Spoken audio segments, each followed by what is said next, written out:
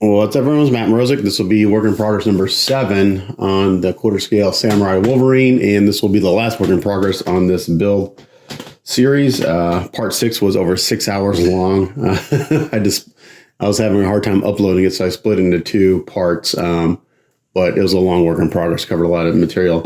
So all that's left is the base, and I think I can get the majority of this done in a day. Bases like this usually don't take me too crazy long. The long part's going to be all the flower buds. There's like 200 of them. But once I kind of get a rhythm on that, I don't, knock on wood, I don't think it's going to be that crazy. But so today's goal is to basically get this part and the trunk painted. And 90% is going to be hand painted. The grass will be a combination of hand painting and dry brushing and stuff like that. So again, I'm using the Titanium painter as a reference. That's what my client gave me as a go by. And his main call out were the river rocks, not to keep them all brown, but her paint up, she's got some blue tones and stuff in there, which look really good. So I think the first thing I've got to paint is actually the grass, because the tree and the rocks and all this will get hand painted. So I think the first thing I want to do is paint. I'm looking at her reference. And my initial thought was to put down a really dark layer of green, but I'm thinking I want to actually put down maybe a brown, a really dark brown, and then layer some dark green on top of that, and then do some dry brushing to bring out the highlights. So I'm going to take the tree apart for now because I don't need all this stuff up here to do this. So let me take it apart, and then we'll get some paints mixed up, and we'll get going. So while I'm taking this apart, I want to point out one thing. I was talking to my client the other day, and I was mentioning how in the first few work in progresses, I resculpted basically the center trunk. So this part comes off right here at that point, and all these other branches peg in to this top part. And that's where I think the major design flaw in this kit is these keys. So by resculpting all these keys, these branches actually kind of snap in now. They're a tight fit, but they will now they'll snap in more so than just sit in there, and they don't wobble. So they're not going to come out as nearly as easily as they would have before I did all that sculpting work and rekeying. So again, it was time consuming, but I think in the end, it was worth it to spend the time on rekeying all these and kind of sculpting that branch a little bit more. So there's a few in here that just fit in pretty good already by themselves. Like that one I didn't. I just did a little bit of work on the bottom side.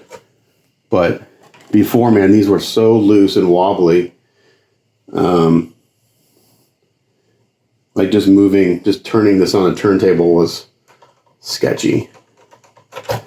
So, but yeah, and I think what I'm going to do is once I'm done painting this, I'll probably, someone had mentioned doing some color keys. So I'll probably like paint them, like this part red and the inside of the other one red, so that he knows where they go for ease of assembly. So he knows, so he's not, because it's really easy to kind of not know where they go. But since I've done it enough times, I know where the branches go. So I'll probably do like a color key form. Okay, so the first color we're going to lay down is Mr. Color number 15, black green. No, sorry, that's not the right one. Yeah, number 18, black green. So this is a nice dark green to give me the shadow.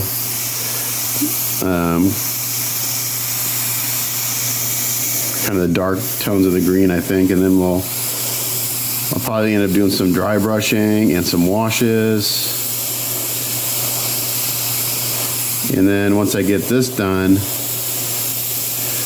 it's going to be a little tricky because there's so many different angles you got to spray at to make sure you get coverage. So I'm just going to go slow.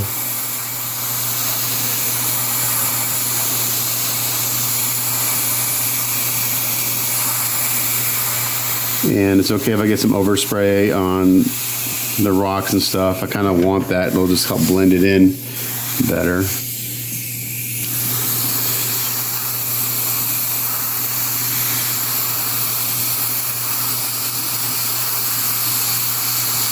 So I'm going to do this, and then I'll come back. I'll try to do, I don't need to do as much as real-time painting on this work in progress, because like when I was doing the skin tones on work number 6, I really wanted to show you kind of what I was doing, my thought process as I was going. That's why work in progress number 6 was so dang long, but and plus I had the casting of the parts and all that stuff, so I was learning, trying to figure stuff out. But so let me get this all base coated, and then I'll end up sealing it and we'll come back. Okay, so we base coated in that black green. I sealed it with some Krylon flat. Let it dry for a minute or two. So a couple ways of approaching this, looking at my reference. I can try to airbrush the tips of the grass, but then I might get too much bright paint down in between the grass, and I don't want to do that. So I'm going to do, I think I'm going to dry brush the next color. So I'm just use some craft paints, and we'll start with Shamrock. That's what it's called, Shamrock. So let's see how this works. You know, this is just me kind of playing here. Figuring this out as I go. And again, these are craft paints, so there's not a lot of pigment in here. So we'll see how this works. Let's see. Get a nice big flat brush. Maybe I'm gonna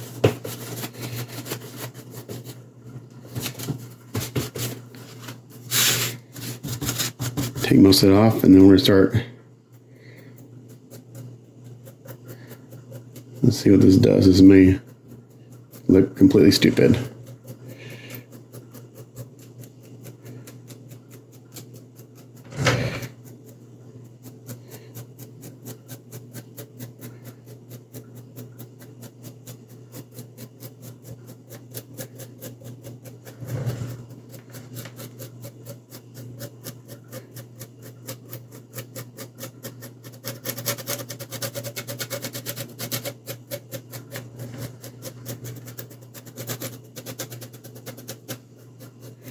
So I'll just use the flat part of the brush and then going in.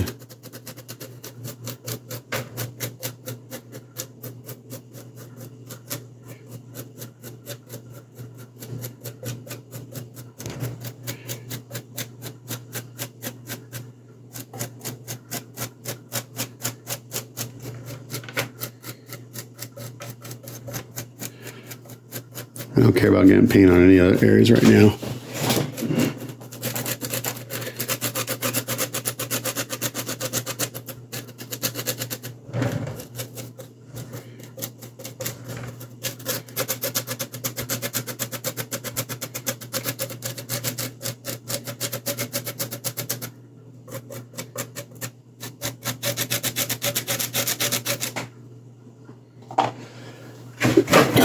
Excuse me, I've still got this nasty cough from my cold I had over a week ago. When I get sick, it takes me weeks to get over it.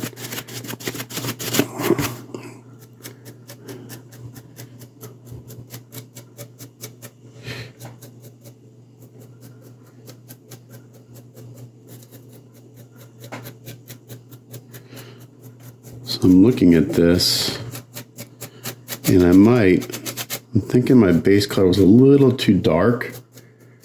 So what I'm going to do is I think we're going to continue to do this. And then what I think we're going to do is I'm going to bring up one more highlight color on the grass. And I think I'm going to mist a lighter color overall. And what that should do is it should maintain my highlighting, but then lighten up the base just a little bit. I think my base color is a little too dark.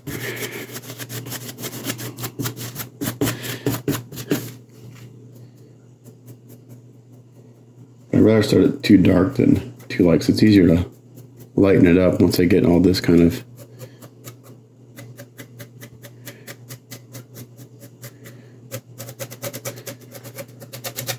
And there's some areas here where like this is like muddy and stuff. I'll go in and paint that like a mud color.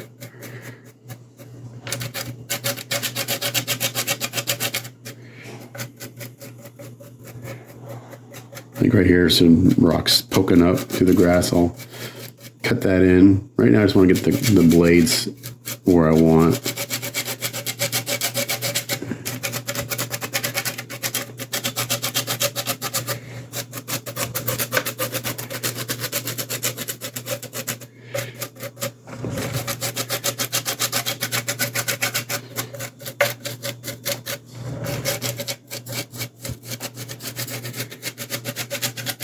Try to get this from every angle.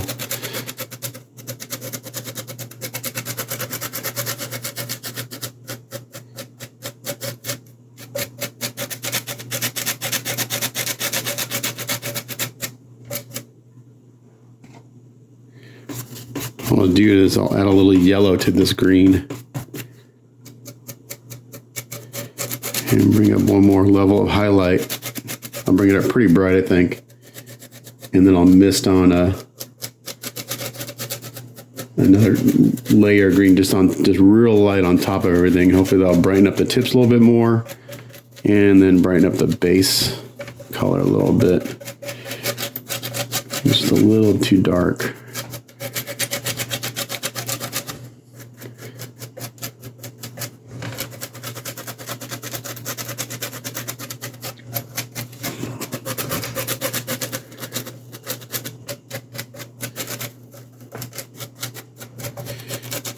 It's looking pretty good.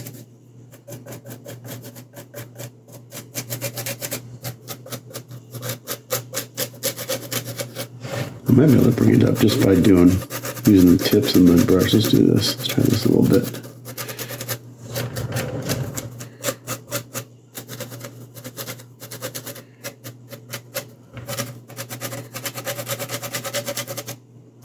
I'm going to try something here.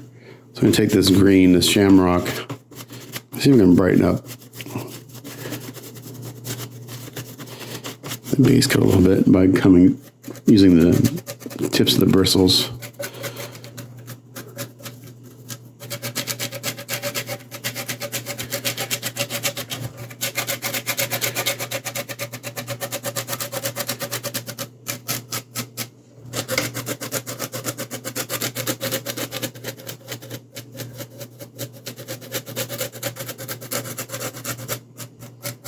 This might do what I want to do.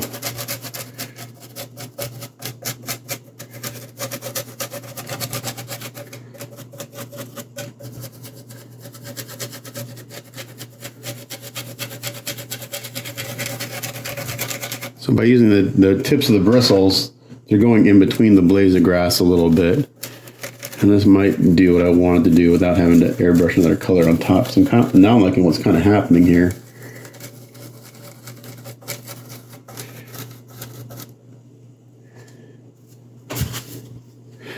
As this dries down, because this dries down quite a bit.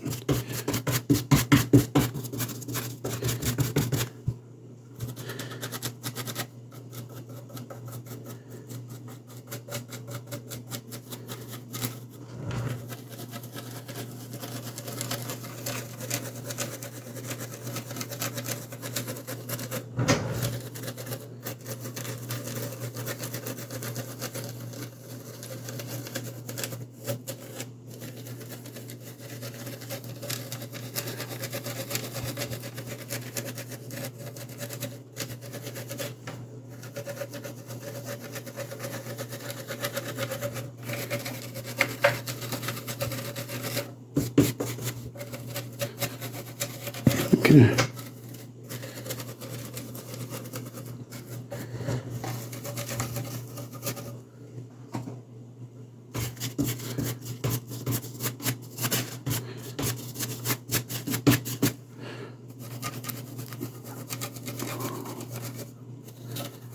That's looking really good right there.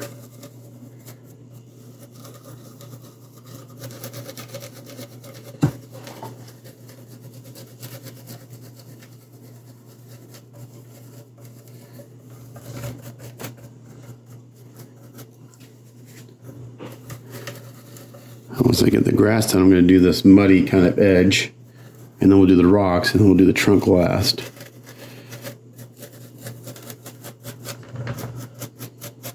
Okay, that's actually looking pretty good there. I think what I'm going to do is I'm going to add a touch of yellow to my mix here.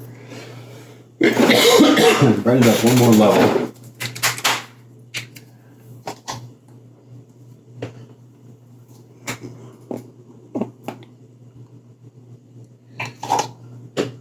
I'm just going to add a little bit of yellow to this.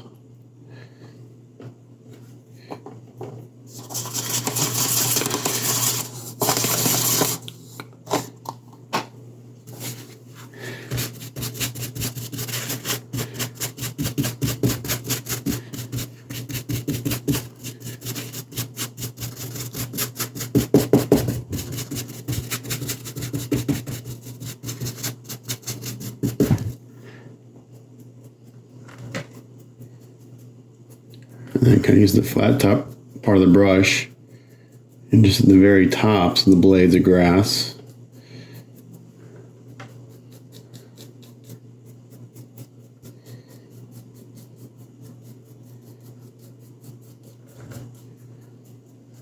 Again, hitting from all directions.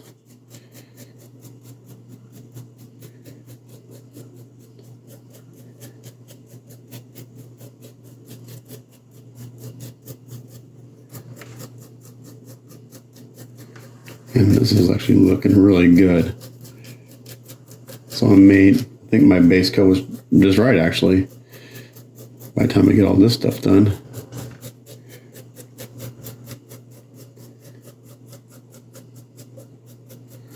Thought it was too dark, but it may just be perfect.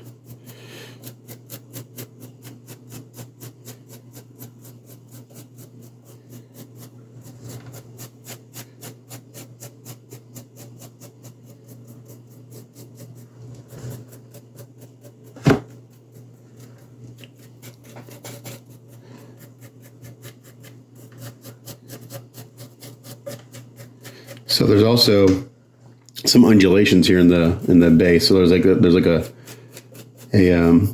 divot right in here. So once I get done with all this highlighting, I may go back and just airbrush a little dark green wash just to kind of give it some shading.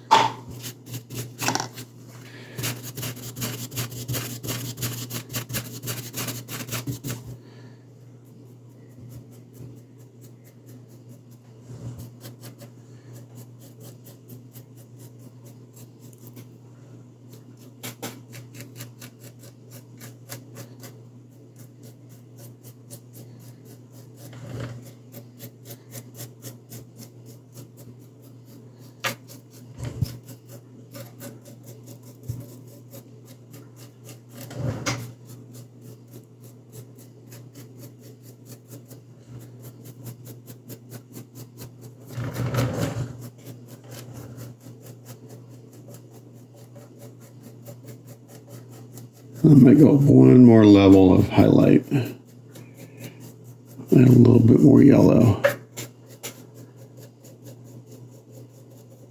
Again, since these craft paints don't have a lot of pigment in it,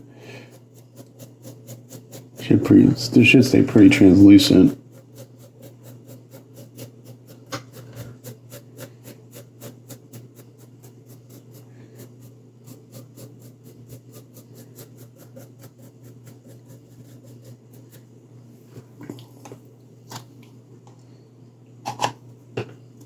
Just a little more yellow. There, that's really bright green.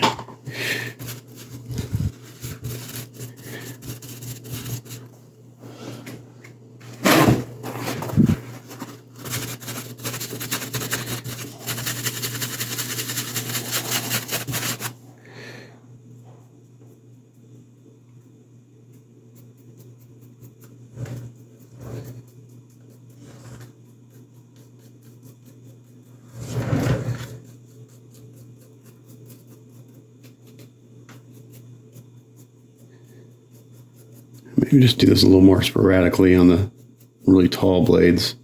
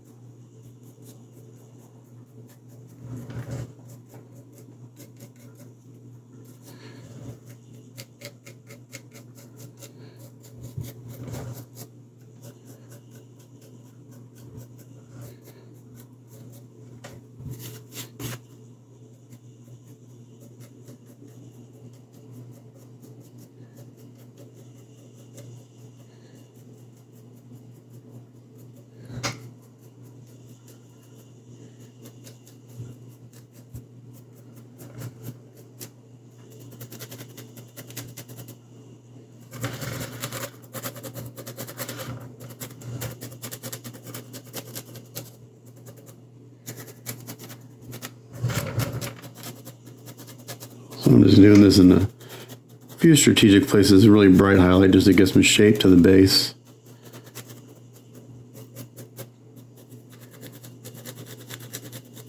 And be subtle, but should be noticeable.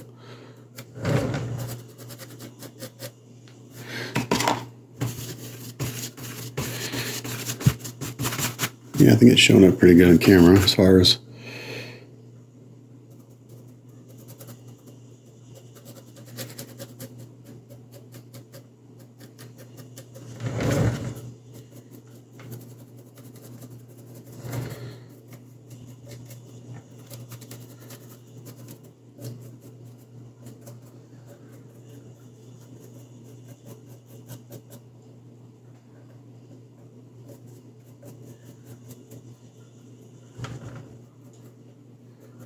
I think that's looking pretty good. I might call the grass done here in a second.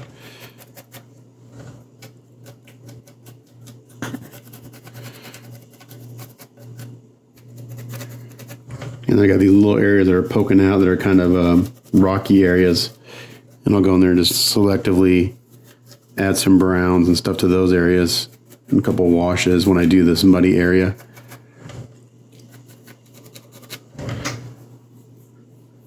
Okay. I can probably go one more little level up. Almost pure yellow. Let's see what that does. If I don't like it, I can always knock it back down with some green.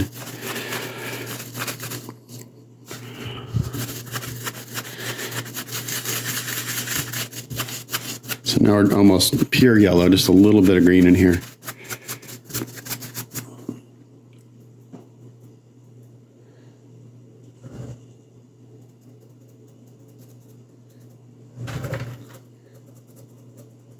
But again, since these are the craft paints, they're pretty translucent, so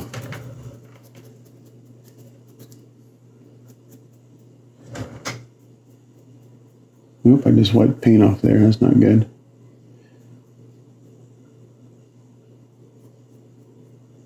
Okay, something's happening here. What's going on? I think I need to go seal this because I'm actually taking some paint off, which I don't want to do.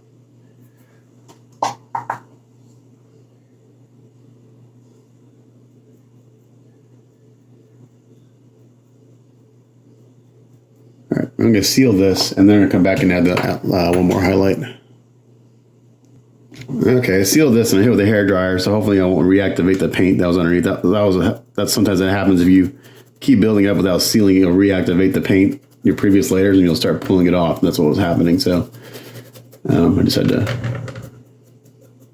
seal it and keep from reactivating my layers underneath. So this will be the last highlight, I think, for the grass, just this almost bright yellow. Again, just kind of in a few select areas.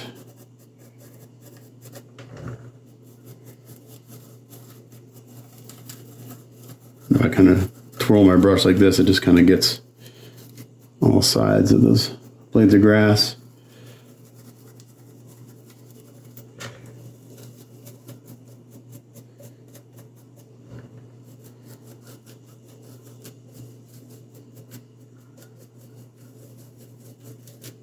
See, we got a couple of bright spots, a couple of dark spots. Looks more natural. It's not all the same tone.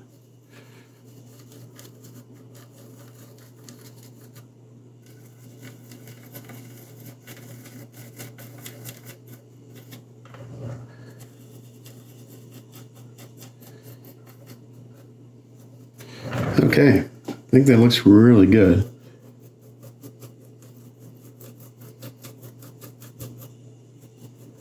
I'll seal this one more time. And then we'll work on this muddy edge here, which will also include some of this area here.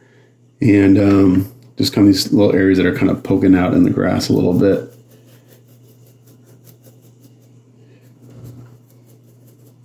All right, keep saying that's it, and then I see a little spot that I can do a little bit more. My MO. I'm done. I'm gonna keep going.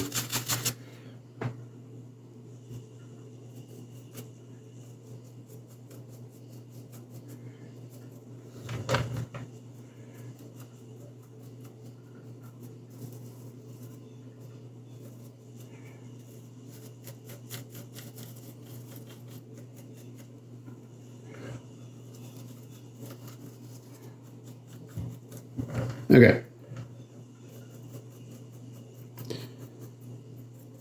And I can always go back and add more if I want later. So I'm going to seal this and then we'll do the muddy edge. Okay, so the first step on this edge is I'm doing a base coat of burnt sienna, which has got a little bit of red in it. It's kind of a reddish brown. And this is just the base coat. And then we'll do some washes and dry brushing. And then I'll do some selective dry airbrushing of some washes up into the green, the grass, so it blends in, so it's just not a harsh line. But right now I'm just putting this on there and not being real neat about it.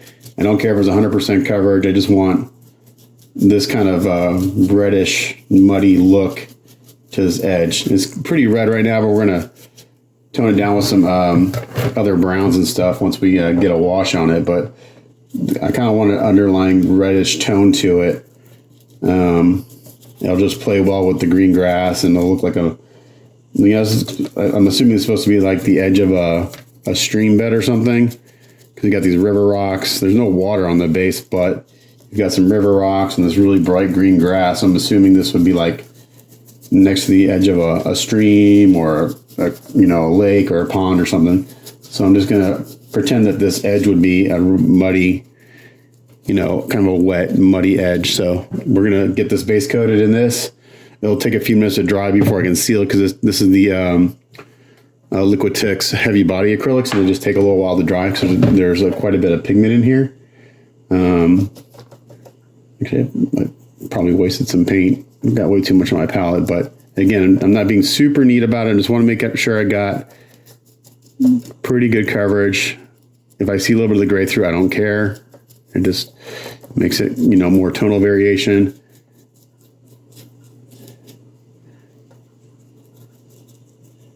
I can come up into this grass a little bit. So right here, there's a definite edge. So what I think I might do is I'll do here on this edge, I'll take this and I'll just kind of stipple this up into the grass a little bit. And the way to get this to blend in so it doesn't look like just a harsh delineation between the grass and the mud is I'll airbrush a shadow, like colored wash, up into the grass a little bit. So I'm just going to stipple this up just so it's more of a softer transition. And then we'll that dark green that I put down already acts kind of like as a shadow, but I'll airbrush a brown wash up into that a little bit so it's a softer transition, just so it's not a harsh line. I'll make it look more natural, I think. So I'm going to do this, and we'll seal it, and then we'll come back. Okay, so I got the burnt sienna around the edges, and I picked out the few areas where it's kind of poking out through the grass here. I just stippled a little bit on, and we're going to blend this in with some washes and stuff so it's just not so red sticking out. But there's a few spots where it's kind of sticking out of the grass a little bit, so I picked those out. Now what I'm going to do is, while this is drying, I'm going to go ahead and start working on these rocks a little bit.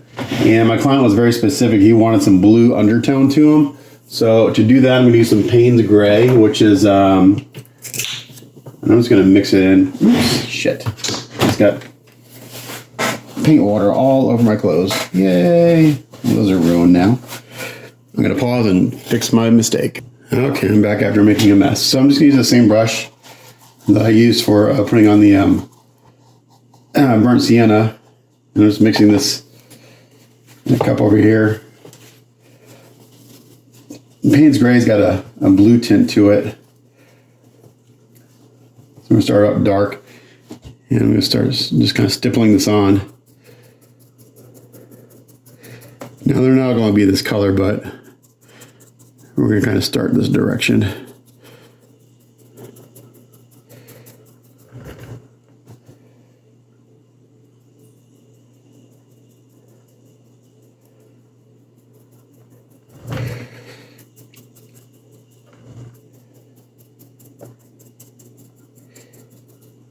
And again, I don't care if I have 100% coverage on this. I just want to start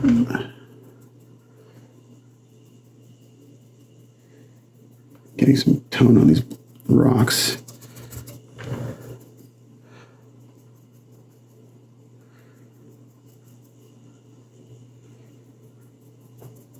And I actually don't mind if I see some of the green. It'll just look kind of like moss. So I'm just letting the bristles kind of flow over the edge of the rock here.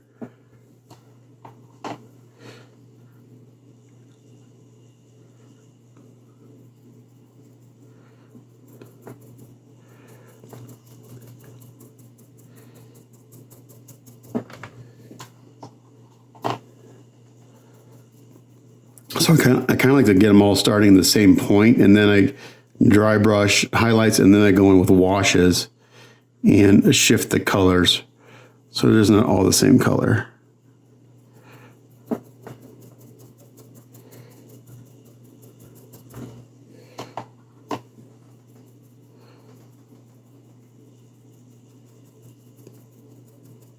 I like to airbrush washes on a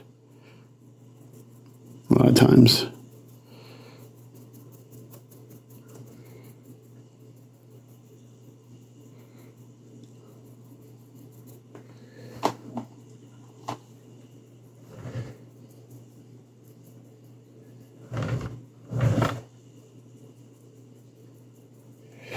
So when I get close to the grass, I'm a little more careful so I don't get this onto the grass blades. I spent all that time highlighting stuff. That's kind of when I do my thing where I push down and just let the bristles of the brush just kind of fan out.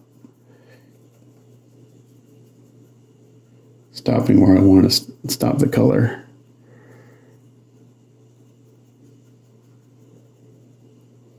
And again, I may have to go back and touch up some of the grass blades in the end, but it's okay.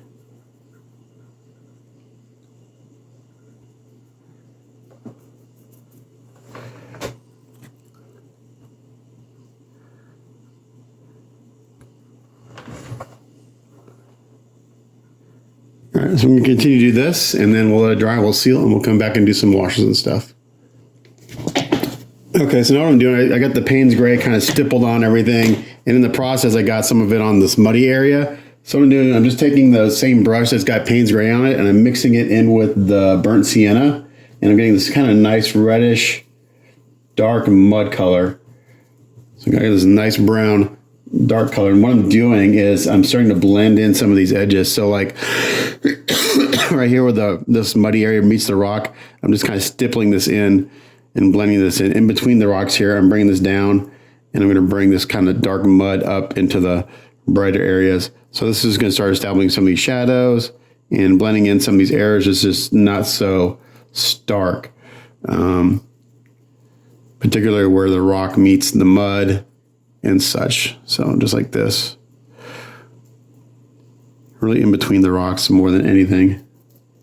I want that nice and dark and kind of muddy looking. And then right around here, just soften these edges and then blend it out. So like right here, I've got a really strong delineation in my paint. So I'm gonna zoom in a little bit. You can see right there, I don't like that. So I'm gonna take this dark color, I'm just gonna tap it in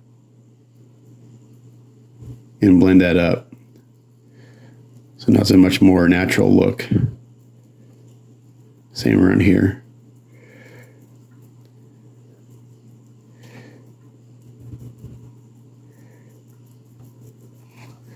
So it's just kind of adding some shadows to where these rocks hit the mud. Now I am gonna, once I seal this, I'm gonna put a dark brown wash over the muddy area, and I'll get in the crevices and stuff, and then I'll dry brush and bring that up a little bit. I can kind of come in here and stipple some of this dark stuff on top of these areas that I got kind of poking out a little bit to help blend it in a little bit. Very lightly. Like over here. Just kind of adding a little bit of this darkness to it. Just to tone down the red a little bit.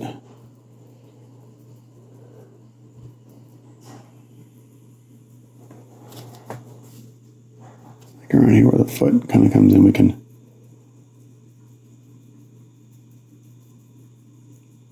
do that a little bit. It's kind of very free-flowing process. I really like kind of doing these bases because it's very very loose.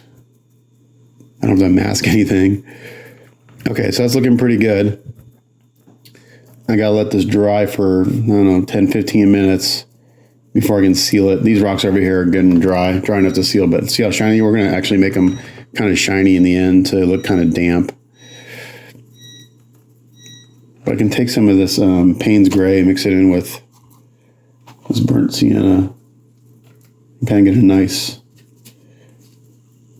shadow color. Again, just so it's not such a stark transition.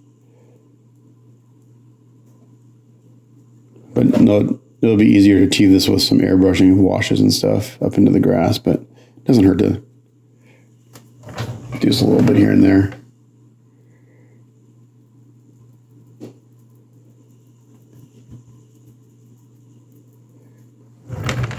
It's really more where the rocks hit the mud, right? I want to blend that up a little bit.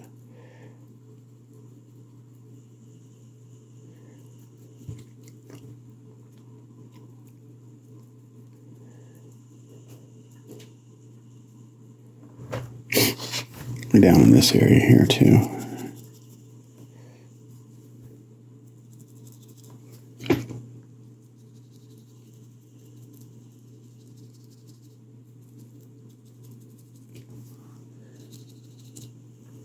So it looks like the same color as Payne's Gray, but it's not. It's got brown in it. It's more brown than it is Payne's Gray. And then once I start brightening the rocks, and they'll stand out more.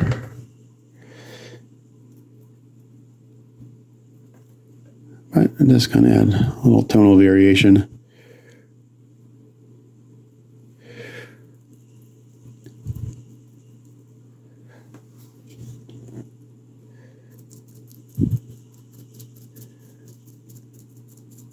All right, I'm gonna let this dry for a little while.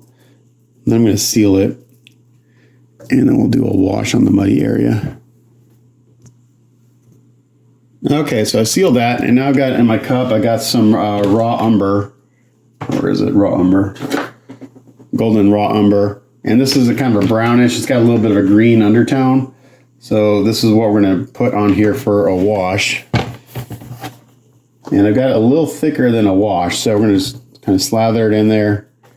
Let it get in all the nooks and crannies.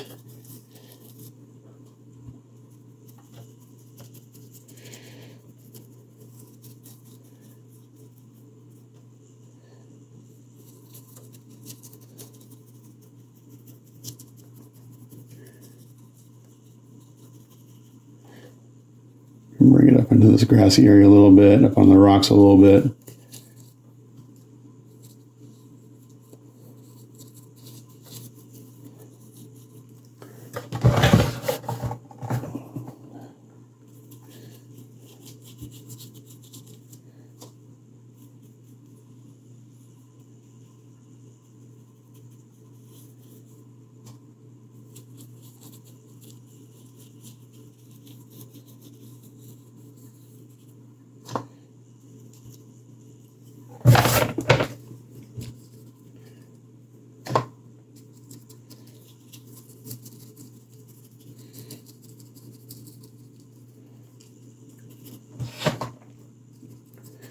I'm going to let it sit for a few minutes, and then we're going to kind of go dab the excess off.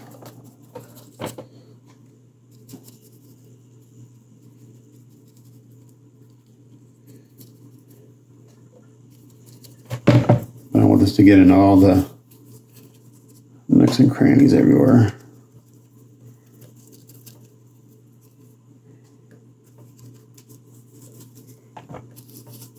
Just letting it run everywhere. It's a messy process.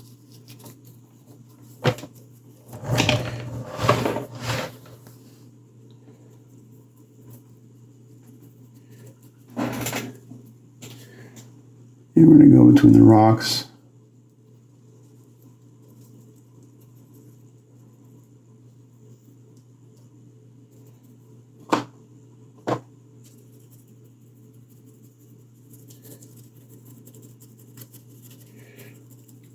This is one of those processes that for a while it doesn't look like anything, and then in the very end it kind of all comes together.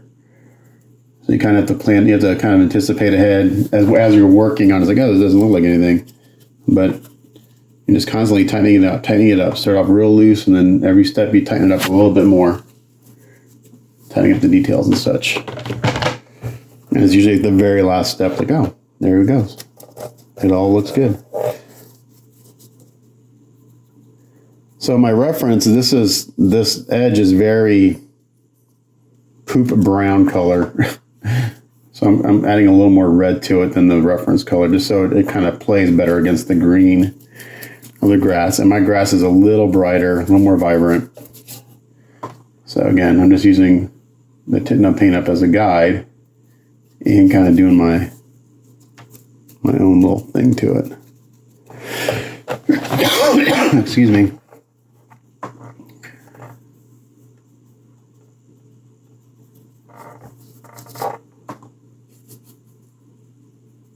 Once I get this muddy edge done, then I'll go in and I'll tighten up the rocks. We'll do some dry brushing and airbrushing of washes and stuff on those to get some tonal variations in them.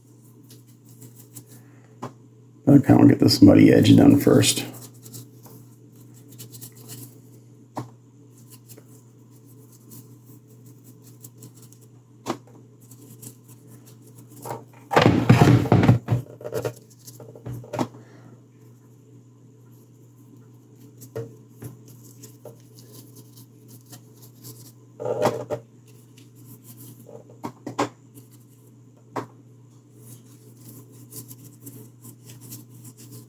Okay. Get that coated. And let that sit for a little bit. I'm going to come in here and hit these few spots where I got a little bit poking through. Again, just kind of blending it into the grassy area.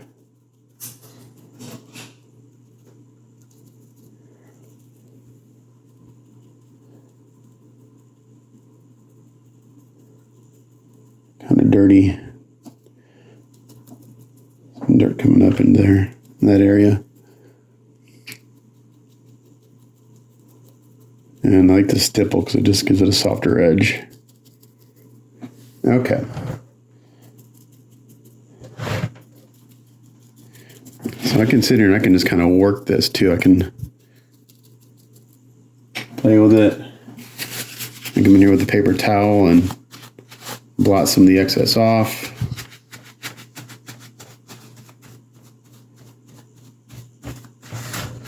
This will take a little while to dry because it's got a lot on here. I really don't want to hit it with a hairdryer because I'll just blow it around.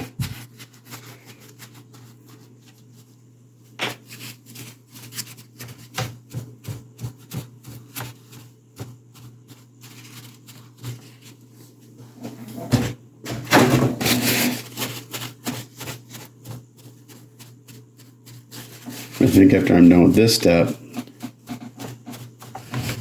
I'm going to seal it again, and then I'll do some dry brushing on it, and then we'll airbrush some washes to give it some tonal variations here and there, add some shadows and stuff.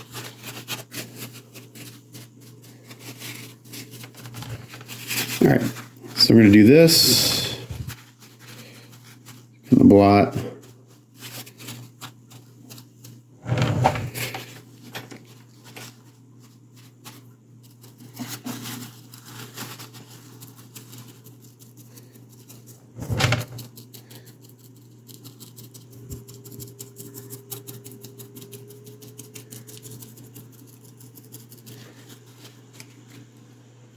So this right here is kind of what I'm going for, this look right here.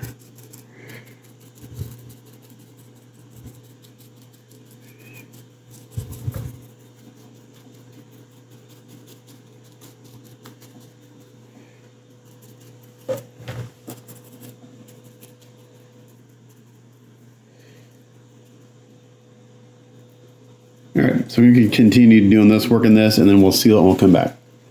Okay, so I've been working this wash I just found just by dabbing it with the brush, and now I'm using a hairdryer because I've kind of got it spread out, and I'm dabbing it and drying at the same time.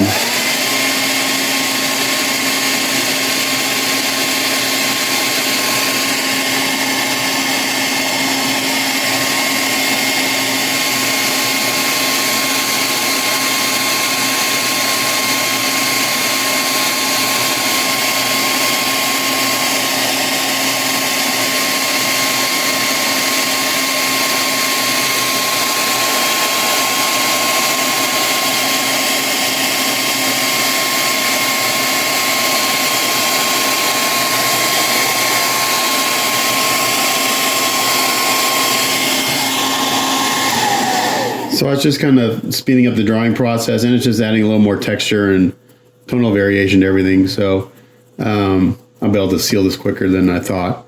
I may add a little more wash right here in the front. It's looking a little sparse. So let me come back in here and do it again. Just like that. And kind of dab off the excess.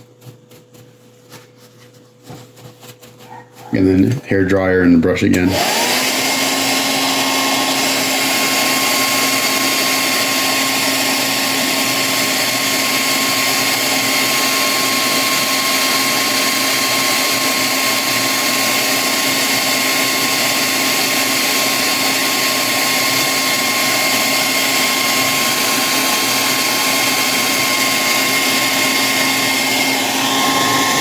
So just like that till I'm done, and then we'll seal it.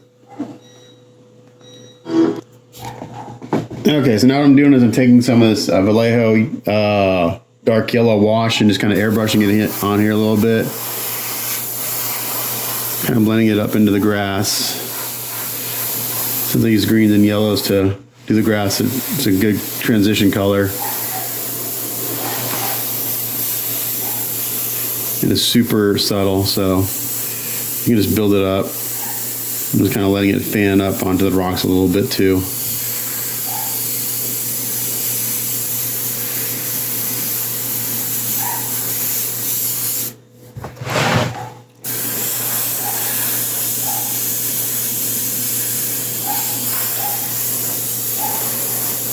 My dog is barking at something outside. Who knows what she's barking at? Some voices in her head probably. And these little areas in here too. Kind of come up from the top, let it fan over to the grass just a little bit.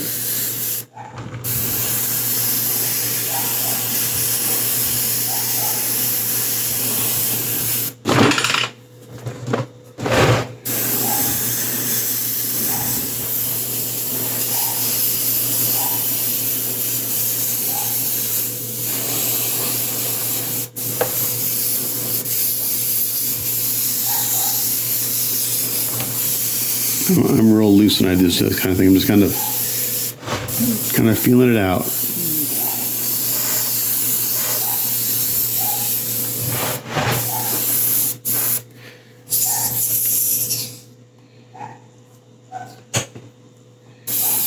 A little too heavy there.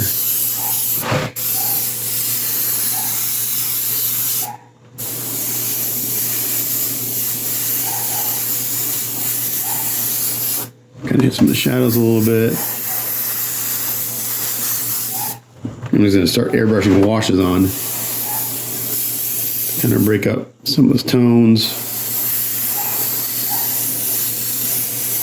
Blend it back into the base a little bit. This is still the dark yellow.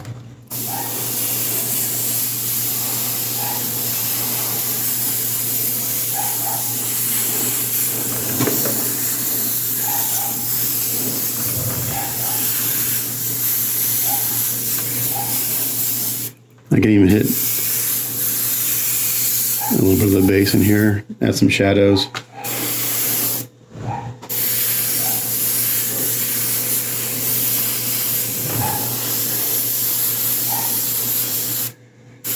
Right there, just kind of went in there real lightly and just added a little more definition. And the grass is super, super subtle. Come around the base of the tree a little bit. Even though you can hit the grass, just kind of shade the grass a little bit. I'm going to add a little shadow right here.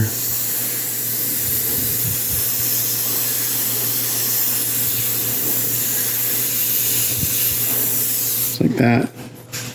And right in here. So this is going on top of the highlights and everything, and so it's toning down those highlights just a little bit.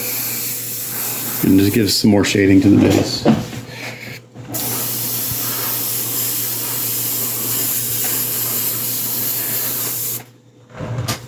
Starting to look really good.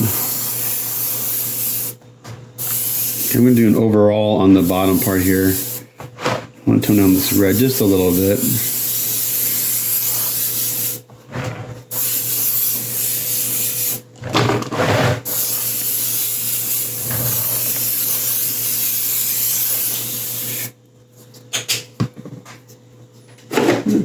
with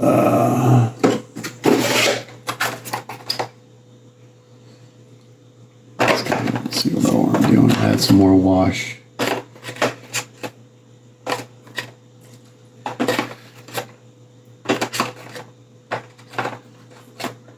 Let's come in with European dust.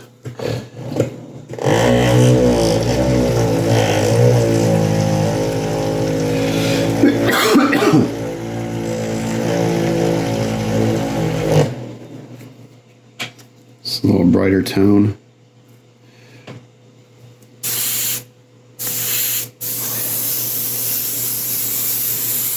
Again, just being real loose with it.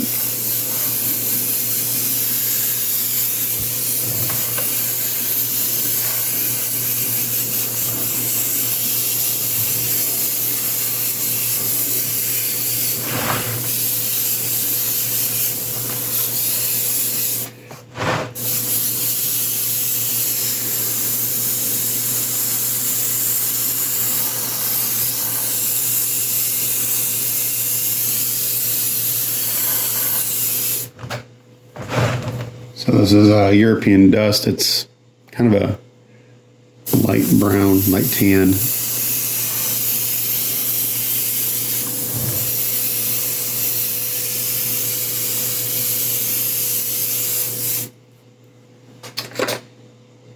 I'm going to come in with some brown.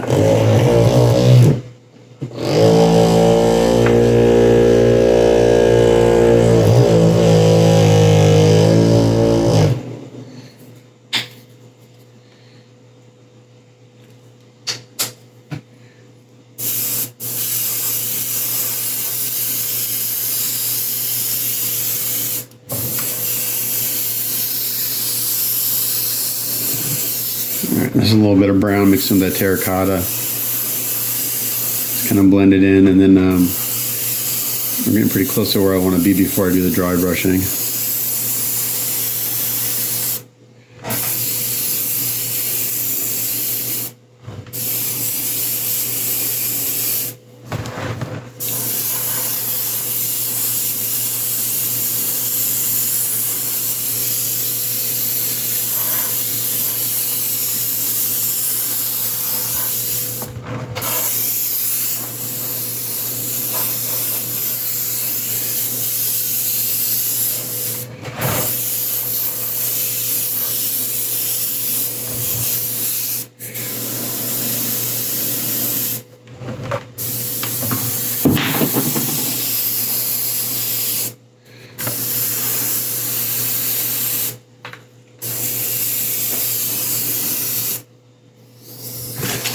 Yeah, these washers are great because it's a slow process, but it just builds it up real slowly.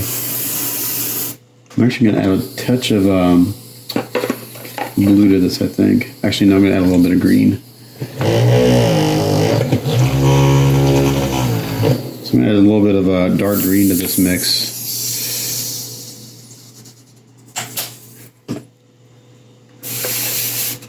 I just added a few drops of dark green to that. And I'm going to hit the shadow areas a little harder.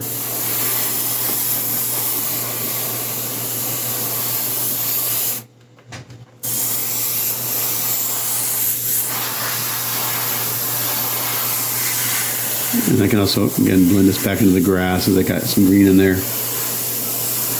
And up on the rocks.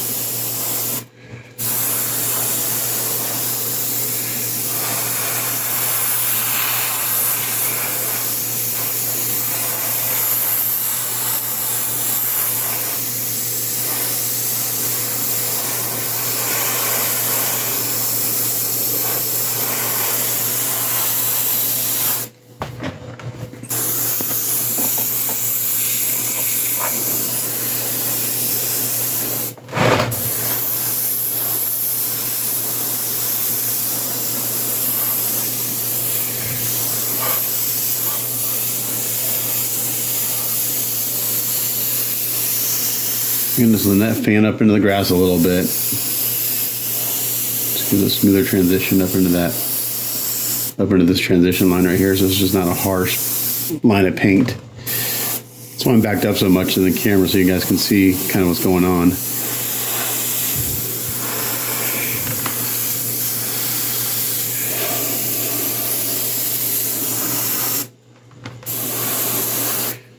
A little more green.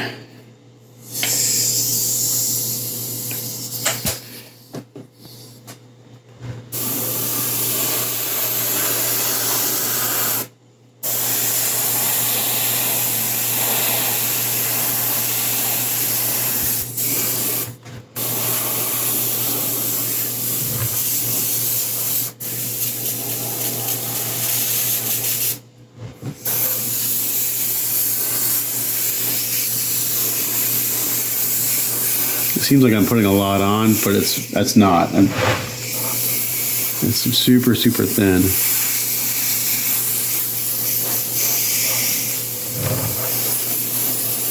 And you have to put a little bit on, move, because it's not like paint. It's very thin, so you got to build it up slowly.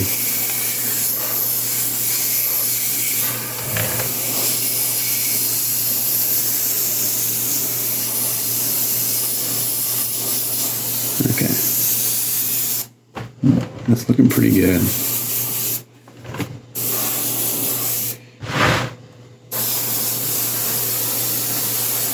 All right, I'm going to seal this. I'm going to do a little bit of dry brushing, and then I'll go back and do some more shading. But let me seal this, and we'll do a little bit of dry brushing.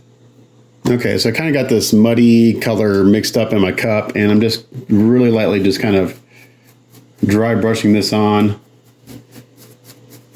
a little bit, bringing out some of the details, shifting the color a little bit.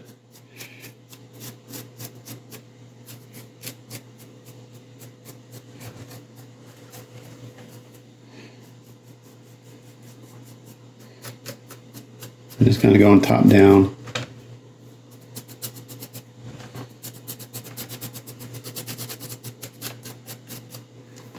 It's a little soupier than I want, but it's okay.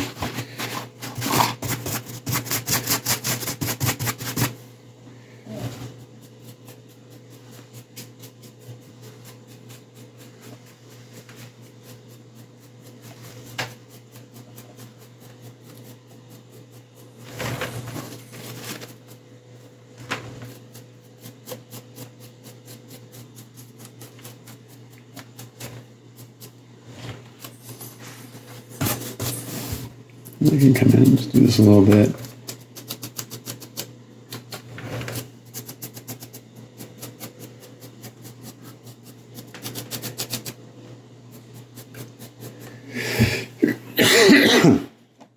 I'm going to come in.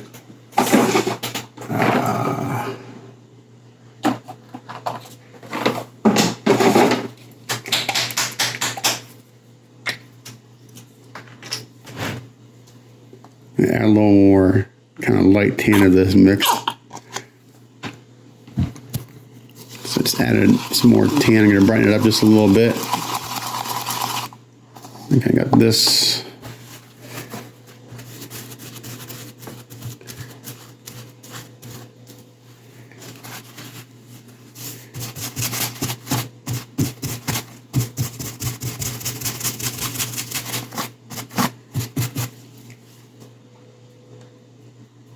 More light coming in.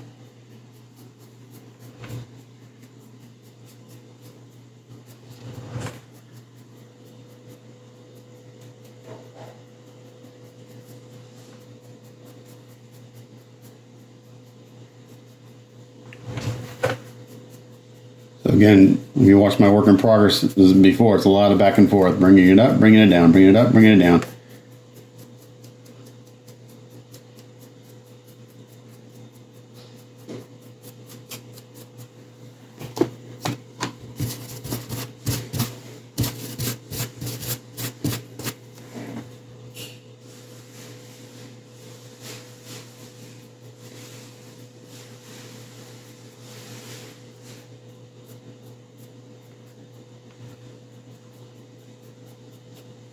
A little too much there. A little too much right here, so I'm just going to come in here and kind of dab and blend it. Again, this is mud, so it doesn't have to be perfect.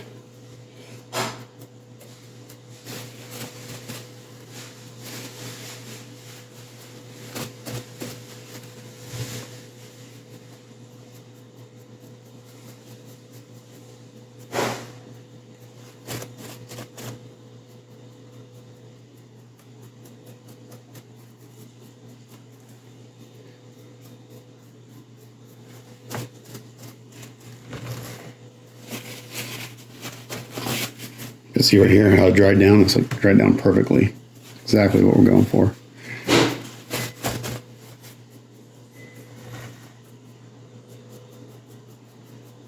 Just about there on the muddy part.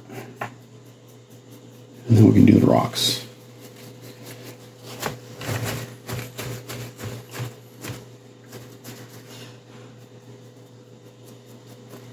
And if I want to bring that up a little more, I can just go over it again because this is the craft paint.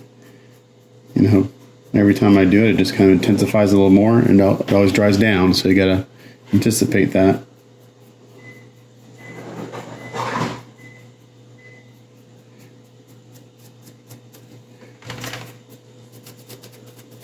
I want to hit like this little outcropping a little more where it's kind of juts out, I can hit a little harder. That, maybe this little spot here where it juts out, hit that a little harder.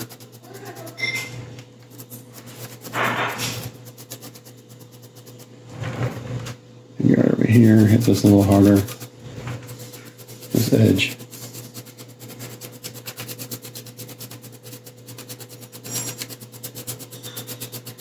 Go back and forth and get some of that highlight down into the, let it blend down into the shadows a little bit more.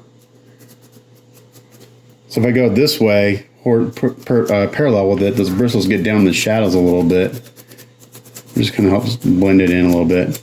But see, now I've got this nice red undertone, muddy bank.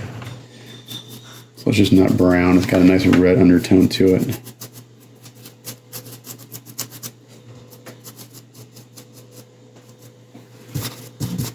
I'm gonna hit this a little harder right here.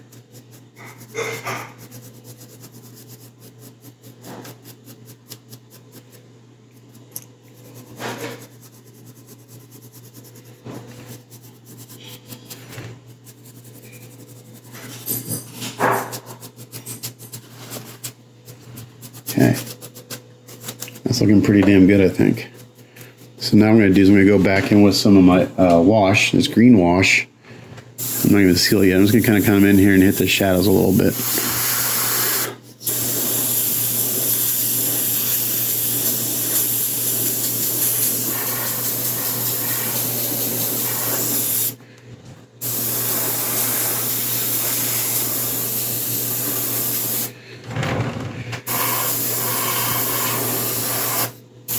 The airbrush is clogged. I think the mud is just about where I want it. Come on. There we go.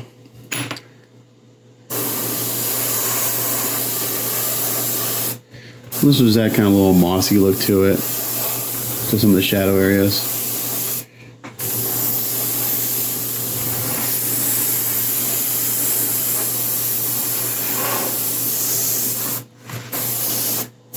I don't want to kill what I just did, I just want to add some shape.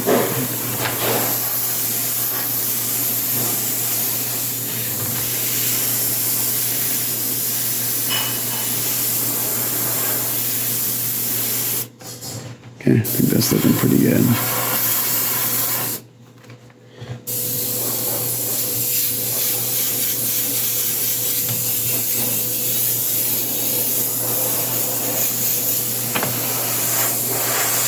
All right.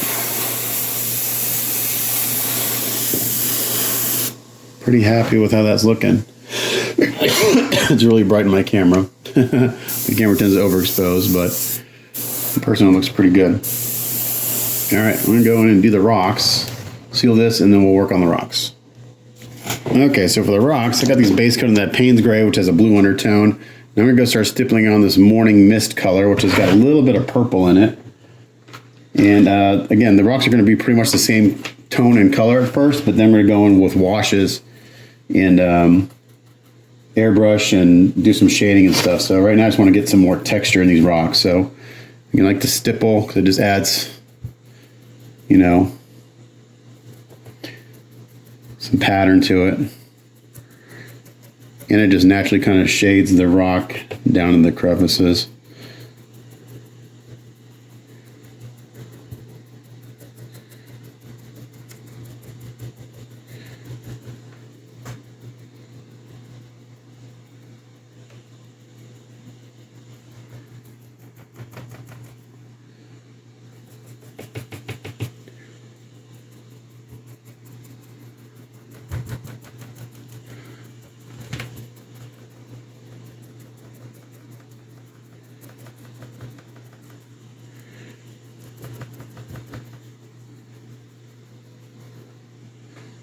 So I'm going to do this and I'll come back.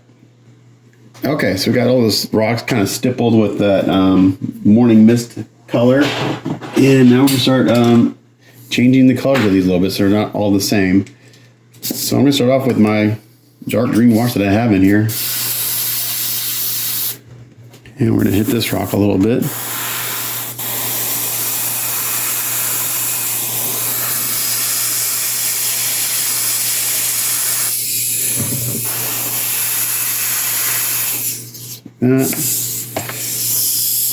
And where'd my washes go?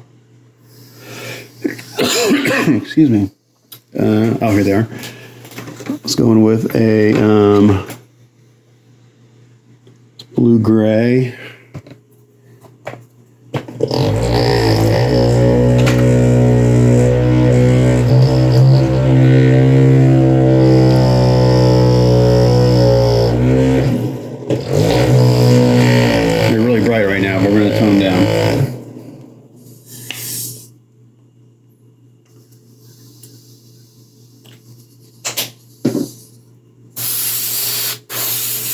I just add a blue gray to the airbrush.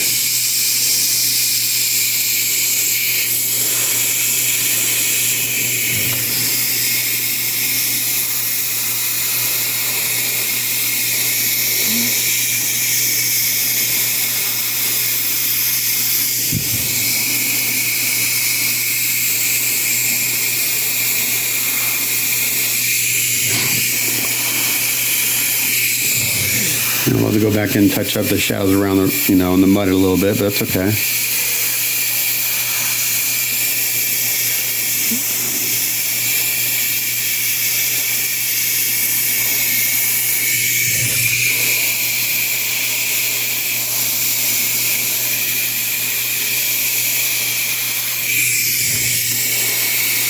So I'm just gonna kind of. Again, my client was very specific. He kind of wanted a cooler tone in the rock, so we're going to go that direction. But they're not going to all be the same. They're going to look the same for a while.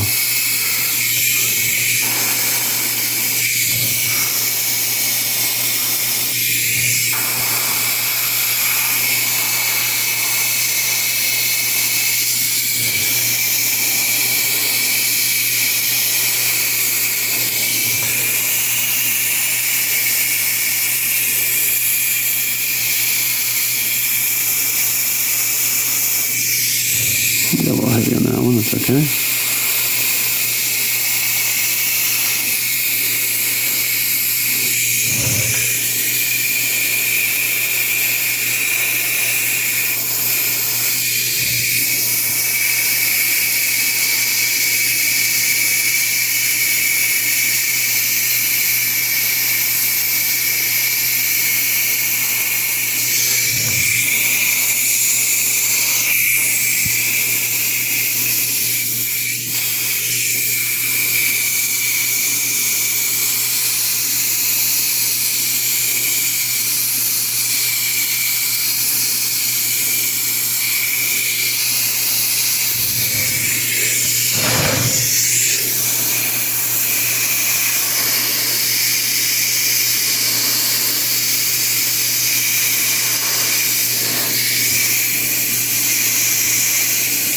So right now they're looking all very flat, but we're gonna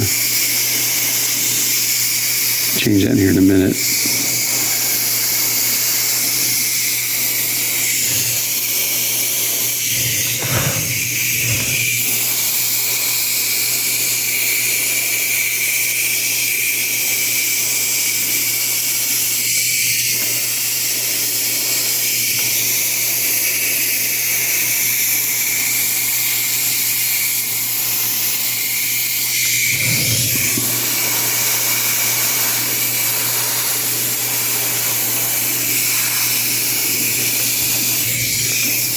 Okay.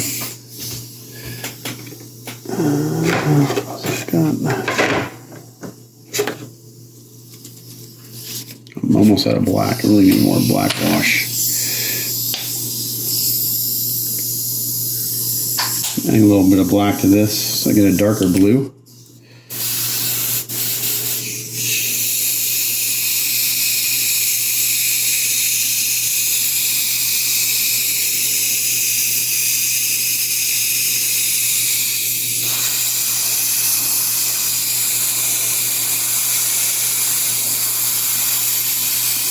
some shadows.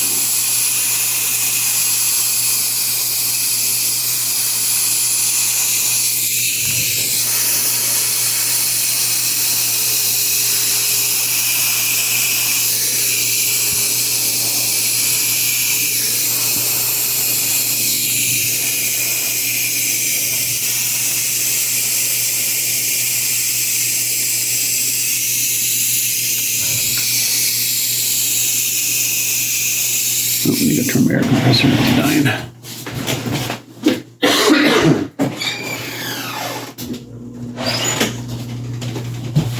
It's starting to see kind of what we're getting, what we're going for here on this rock here.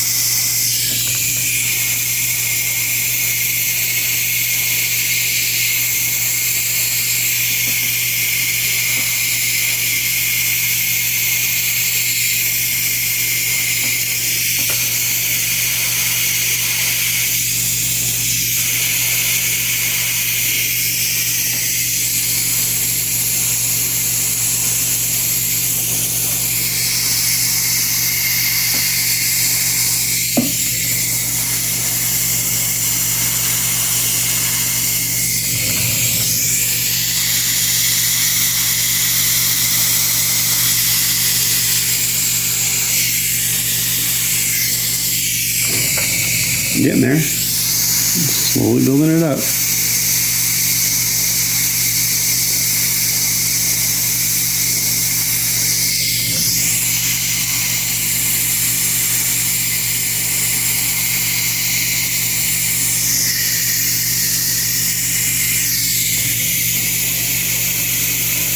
I'm going to hit this shadow again with a little more brown, since I kind of hit it with quite a bit of blue color.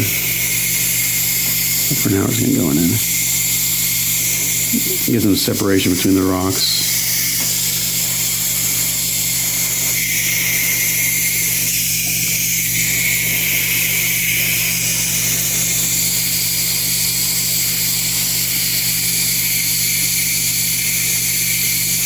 Ducking a few of them.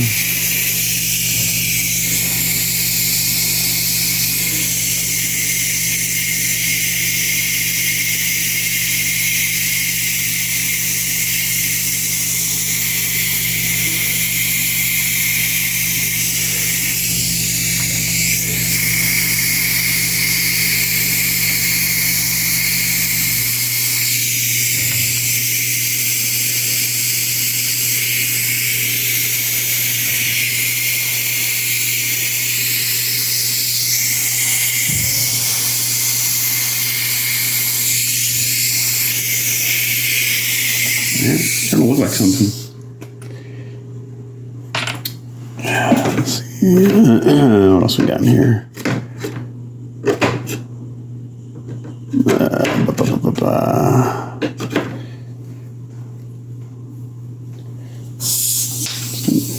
a little more black to this.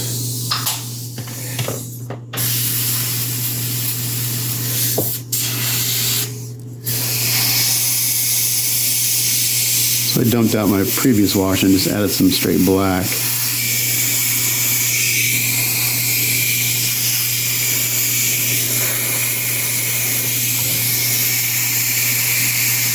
Really darken up a few of these rocks. I'm going to touch the grass a little bit in a few areas.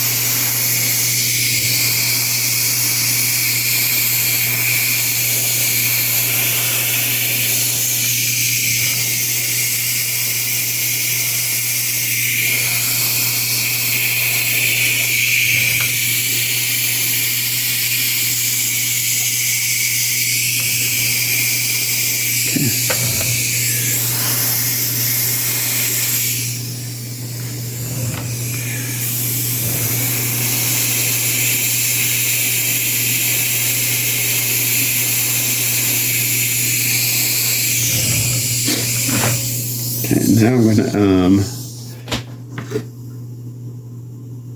go back in with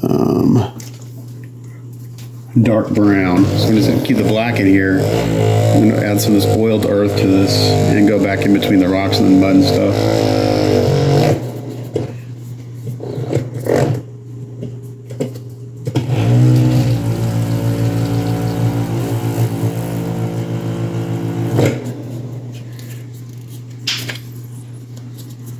So I'm kind of making a dark brown.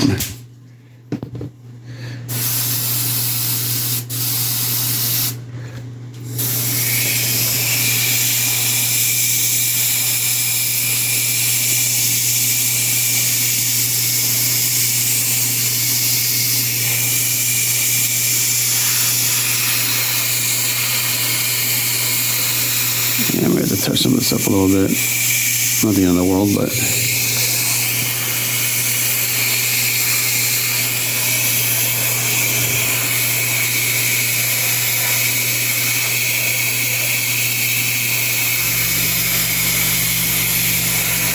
just to blend in a little bit better.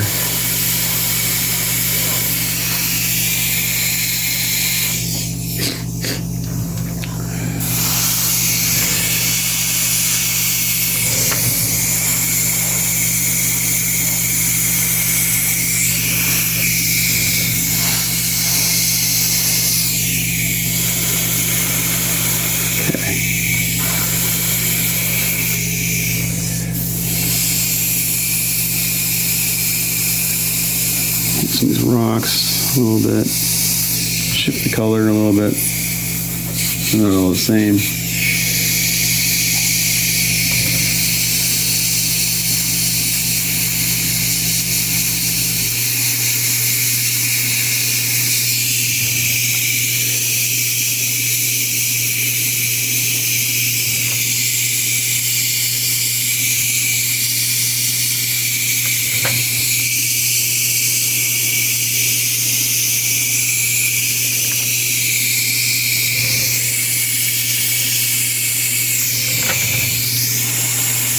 This is actually looking pretty damn good, I think.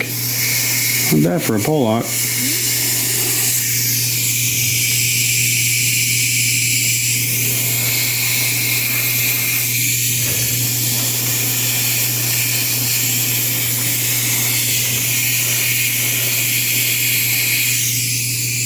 Got two little rocks here, maybe one a little too dark with. Actually, three of them. So I'm gonna go back in real quick with this color. Kind of killed the effect I had going on. So I'm gonna go back in with this morning mist real quick while this is still kind of wet, and just bring it up a little bit.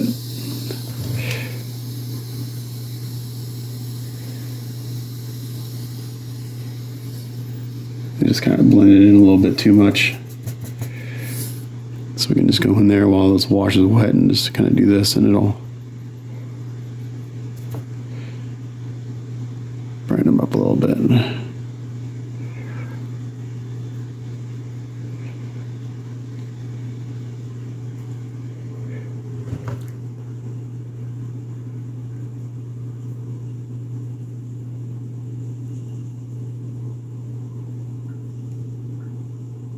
A little more highlight to some of these.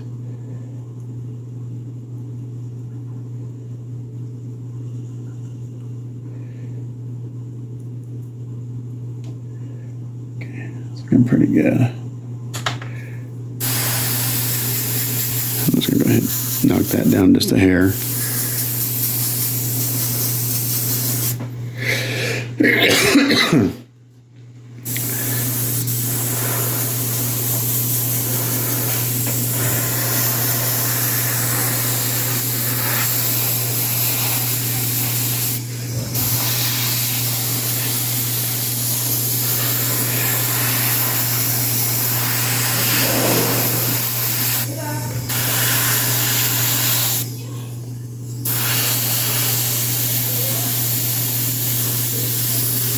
Okay, I think I'm kind of digging that. So I think I'm going to probably seal this, send a picture to my client, and see what he says. The rock, the grass, and the mud. And if he digs it, then I'll move on to the trunk and the branches.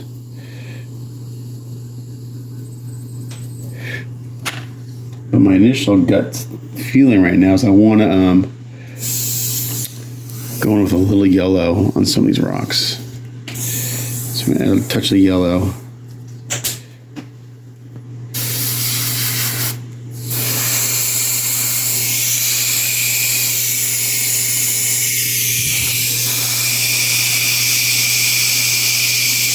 It's real subtle.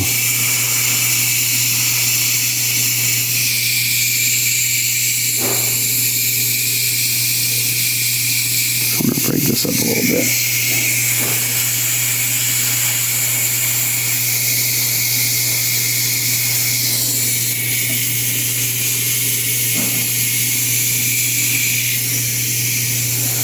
I think this is looking pretty good.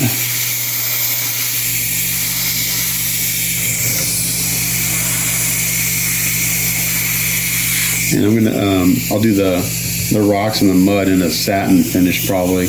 I'll have to brush that on. But I think this is looking good.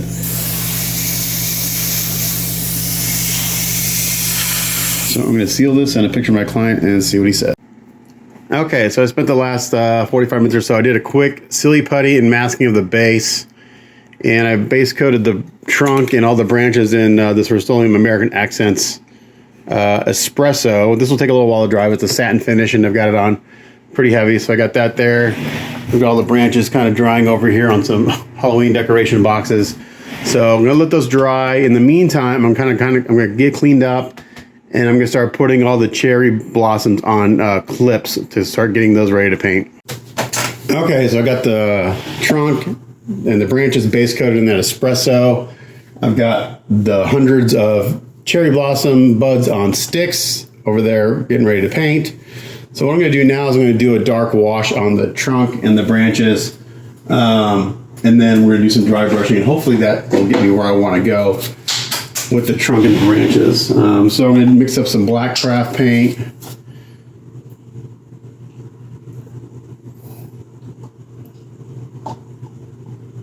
And some, let me do some raw umber.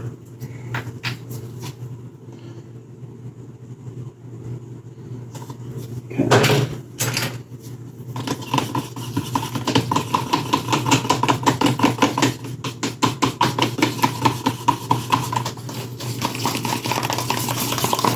So I got this kind of color mixed in. It's not black, it's not brown. And then we're gonna put some water in there. And I don't want this real runny because I'm gonna work on this a little bit at a time. I don't want this to run everywhere.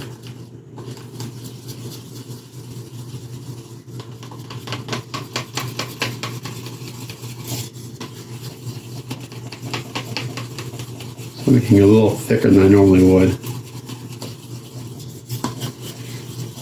So I kind of got this consistency. I'm gonna get a little runnier. I really want this to stick in the crevices of the branches and the trunk and everything. Okay.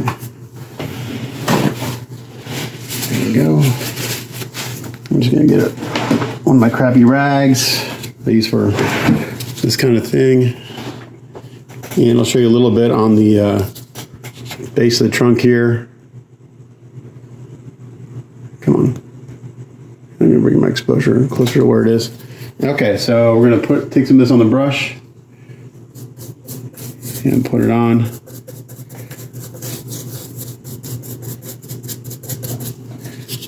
And I'm gonna wipe a good portion of it off.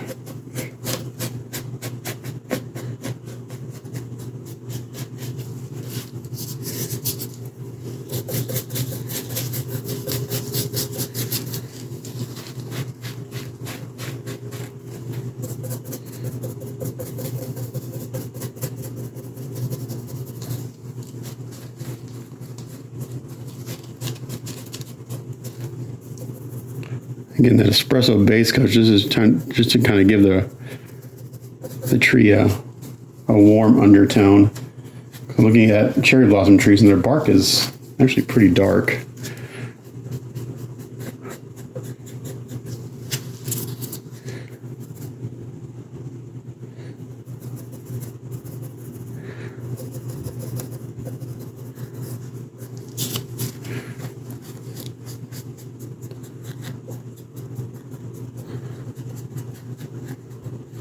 So coming in here right perpendicular to the bark, it should stick in the crevices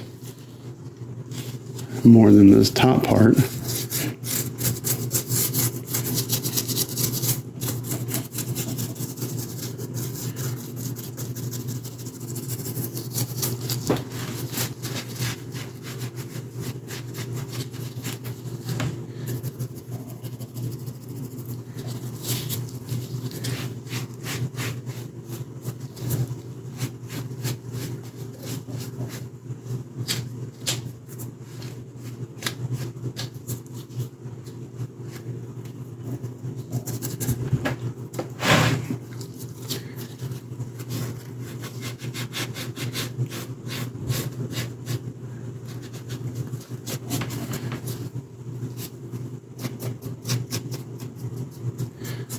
And that's kind of the idea. Kind of put it on, dab it off. Keep it in the recesses as much as possible. And then we'll go through and draw a bunch of highlights on. So I'm going to do this to this and all the branches, and then we'll come back.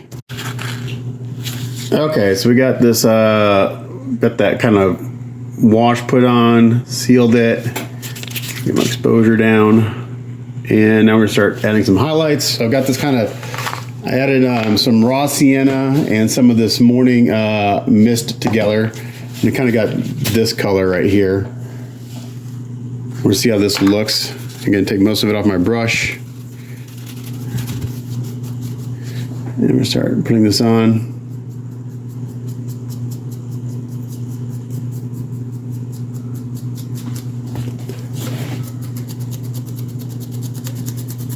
And I'm going to kind of go like this.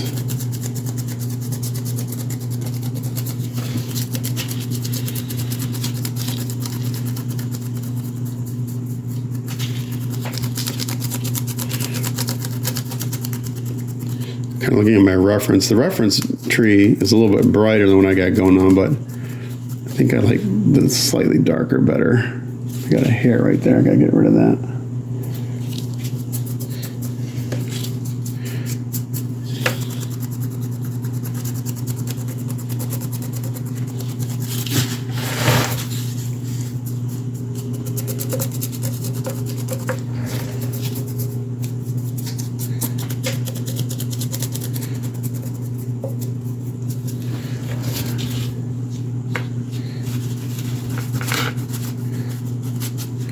May have a little too much tan in it, so I'll probably go back over this with a little bit of gray. That's okay.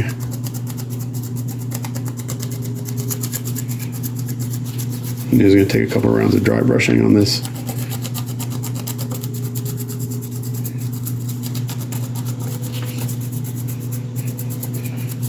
Just doing it real loose.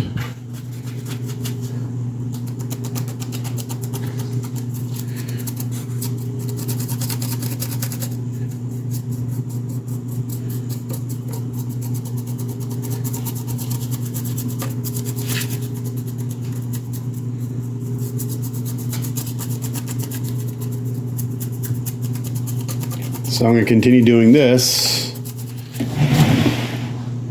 on the tree and all the branches.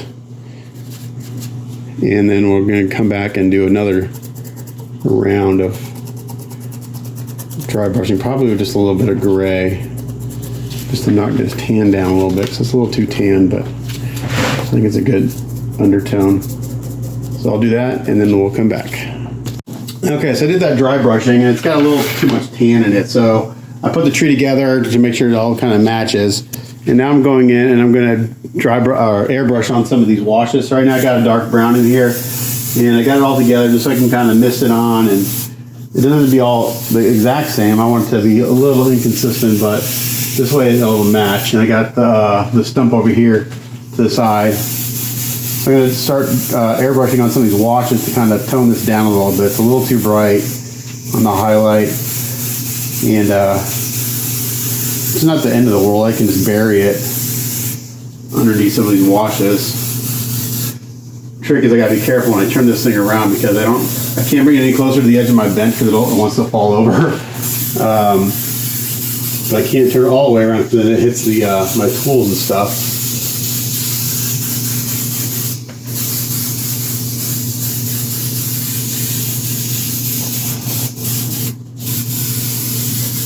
I'm just kind of missing this on.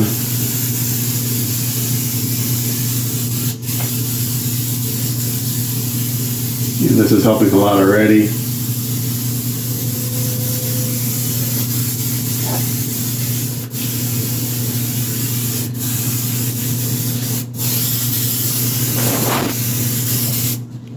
I'm not sure if you can see what's happening in camera. I'm actually going to turn on my overhead light. I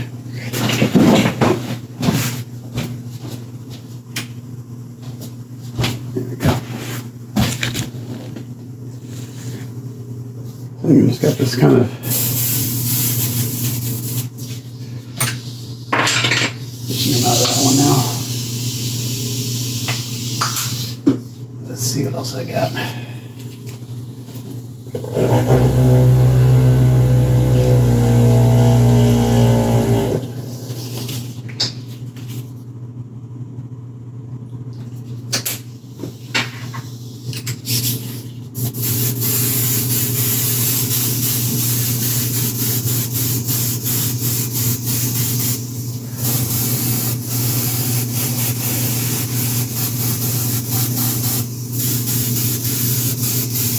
Airbrush is clogging up.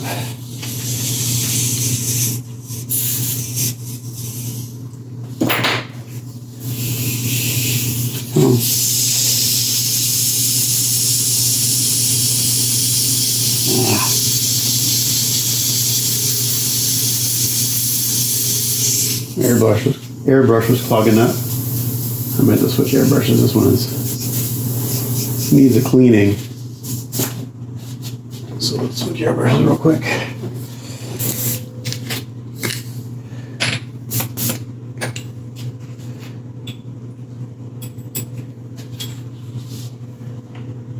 Put this one to the side. There we go.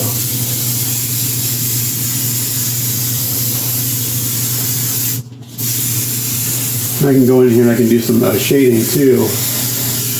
The shadows between the branches and stuff.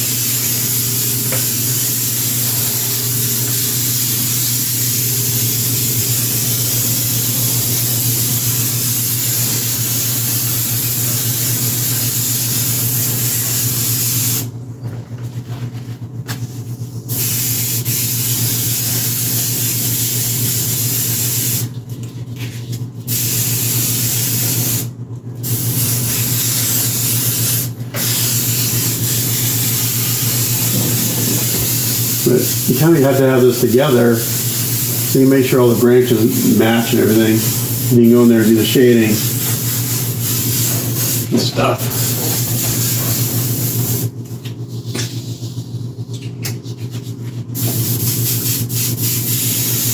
So I'm going to continue doing this, blending this all in, and then I'll come back.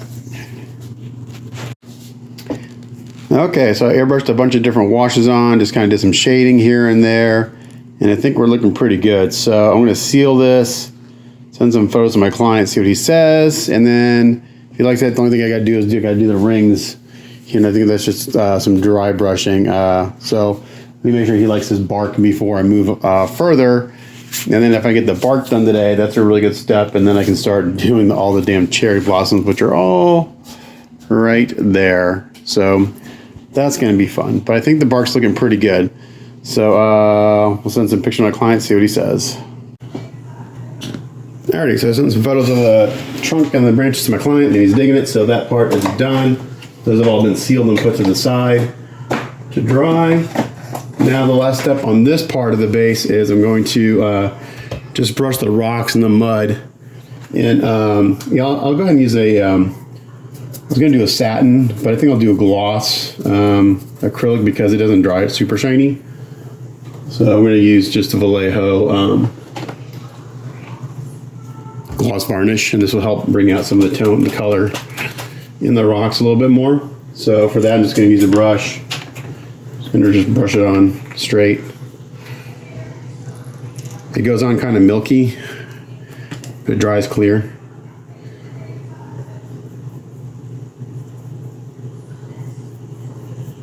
He's like, I don't see a picture with them on there, but I got to do this part before I can put the figure back on, and this needs to dry for a couple hours.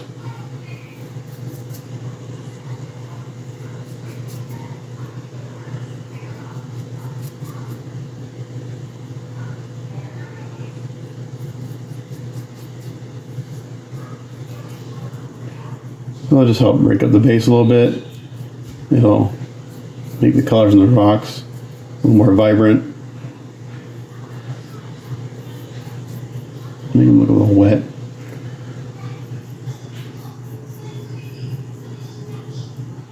You don't want to work this too much. You basically want to put it on a couple brush strokes and let it even out, because it starts to dry pretty quick and then just starts doing funny things.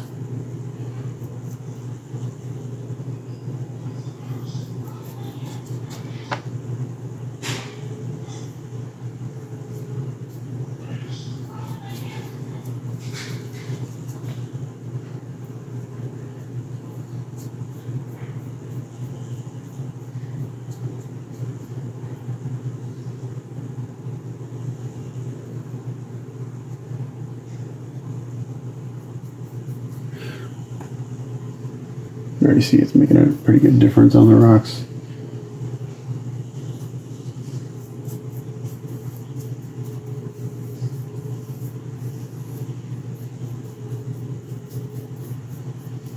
You can do this with a 2K clear also. It can be super glossy with a 2K clear, but you gotta be careful because that will start to activate the paint that you're putting it on, so you can't work it too much. I did that on the Savage Land Rogue I did. I used 2K clear on the base, and right when I was about done working it, started to activate the paint 'cause it's a solvent. So, but that would make it super shiny. I don't want it like super high gloss. I just want a nice kind of sheen to these into the muddy area. And there'll be a nice finish contrast between the grass and the tree. So you can, it's just not all flat or semi-flat.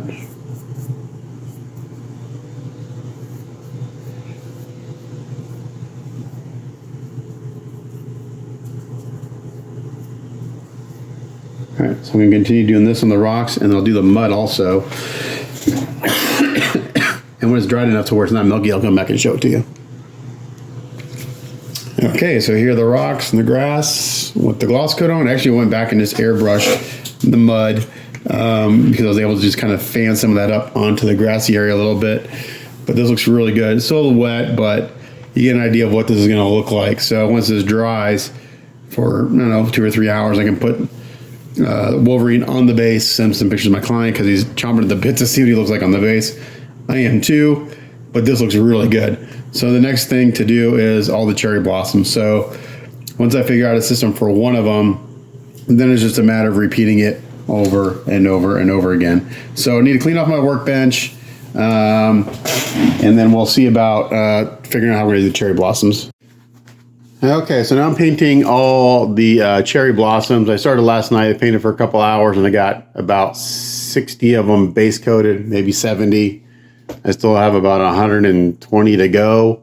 And I'm actually just using craft paint for this. This is the Anita's acrylic craft paint. I've got it thinned down with some water and just a touch of airflow improver. You can't airbrush this paint. You just gotta put on real thin. I've got high air pressure because it's a thick paint. And so what I do is it takes about 2-3 coats. So I just kind of mist it on real light because it is a lot of water in here. You'll hear the air pressure is pretty high just to get to go through the airbrush. So I wanted to mix it a little thicker. So I'm just kind of forcing it through the airbrush. So I put on a light coat. And I come in the inside and do a light coat.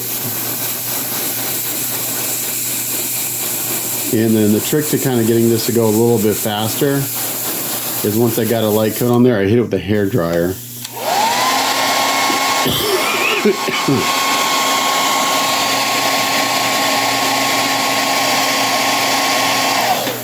and it dries pretty quick, and then I hit it again.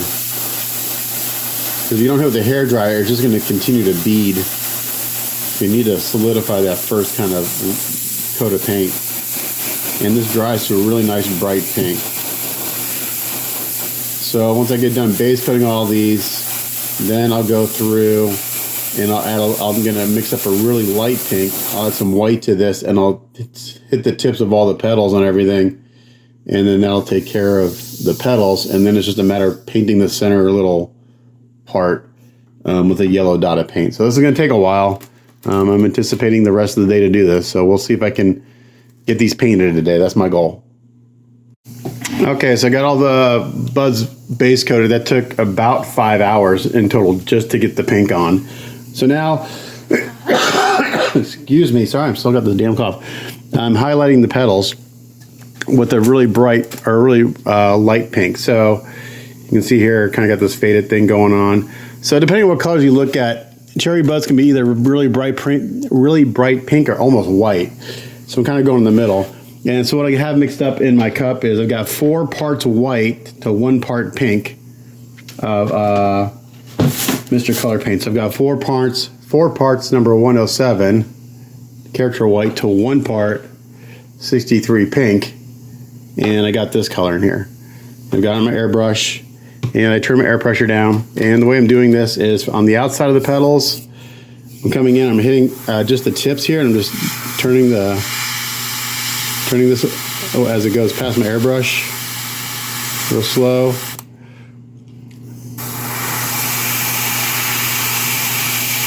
These are like 2 rotations, kind of does it.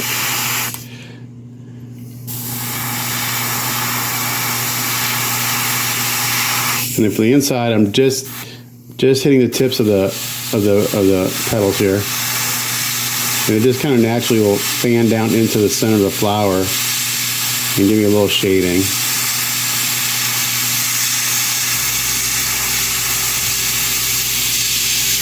So just like that. So we get a little shading into the center. Pretty subtle, but it's there. And a little shading on the outside. So these are pretty bright. So I got to do that 150 times or so. And then we'll seal these, and then I'll paint the little center part with the brush yellow. So I'm going to do this, and hopefully this won't take 5 hours. We'll see how long it takes. Okay, so I did all the shading and I sealed everything, and now I'm going in and I'm painting this little center part. I'm not a botanist, I don't know, the stamen or the pistil, whatever that's called. And I just got a little bit of Vallejo golden yellow. And the way I'm doing this is, it's actually going a lot quicker than I thought. I thought this was going to take forever, but what I'm just doing is I'm taking basically a lab of paint on my paintbrush. And I'm just coming in and I'm just kind of, this will focus. Let's come over here so I got more room to show you.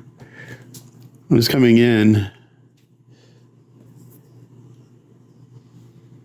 and basically just kind of tapping the top of it so it creates a circle. And this is yellow, so it doesn't cover very well. And I thought I was going to do like 3 coats of paint on these, which would have taken me like 3 days to do. But then it's like, oh, just do a dot like that, and it's gives me a circle of paint, and it covers in 1 coat. So I've already got that many done. It's going pretty quick. And once I'm done with that, I'll seal them 1 more time, and then they're ready to glue on. Okay, so I got all the little yellow parts painted, and I just got done sealing these, and the painting on this piece is officially done. Holy shit. It's taking a long time to get here. So tomorrow, I got these dry overnight. I did a satin finish. We'll glue these on the branches. And then this guy will be finally done after 6 weeks and like 250 hours worth of work. So the end is in the very near future. So I can't wait to see it all together. Okay, so last step is gluing the flower buds on. Now I have a pretty big issue here. I have 164 buds that I painted, but I should have about 240. So I'm short about 75, 80 buds. And people told me that check your flower buds and make sure you have enough, but they don't send a packing list. And until I started counting all the holes in the branches, I realized I was short. There's no way to get replacements. So there were a few options. Just spread them out as best I could. Don't put any on at all. Or mold and cast them. But if I mold and cast it, that would take me days. I'm already at like 220 hours on this thing. So I talked to my client, we're going to spread them out as best I can. So I have the tree together so I can kind of look at it as I glue these on. And I'm just going to spread them out. Now the next question is, I got to ask my clients, like, what do I do with all the holes that are going to be empty? Because do I go back and fill them and try to repaint the branches? I don't know. I got to talk to my client about that, because that's, again, just more time. So I'm going to get them glued on. We'll take a look at it and go from there. Oh, okay. Well, it took about 4 hours to get these glued on. A lot longer than I thought, but it looks really freaking good. Even though I'm missing about 75 buds, I think the base turned out very, very nice. So what I did is I basically assembled the tree and I glued them on with it together. Otherwise, I would have glued the buds on with the branches off, because it's easier to get to things. But I wanted to make sure that, since we're missing so many buds, that it looked the best from the front.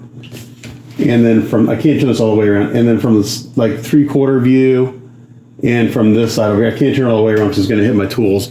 So the only way that you can really tell if it's missing any buds is if you look at it from the back. So I think this looks fantastic.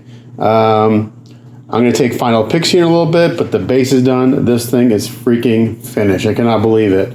So my total number of hours before I do any packing or taking pictures is about 235 hours, 240 hours to get this guy done. Pretty massive project. So let's put them on the base while we're here. And I'm going to take final pictures today and get those uploaded at the end of this video. So the rest of the day is going to be taking final pictures and getting this guy packed. Now packing is going to take a while because I have to recut the foam for some of the pieces, particularly the branches. I got to rebuild the shipper because the shipper got destroyed from when I picked it up. Actually, the shipper came destroyed. I mean, it was just that way when I got it. But man, this looks fantastic. So just be patient with me while I put them together here on camera. I want to show you the base without anything on it. And then I got to remember where all these go.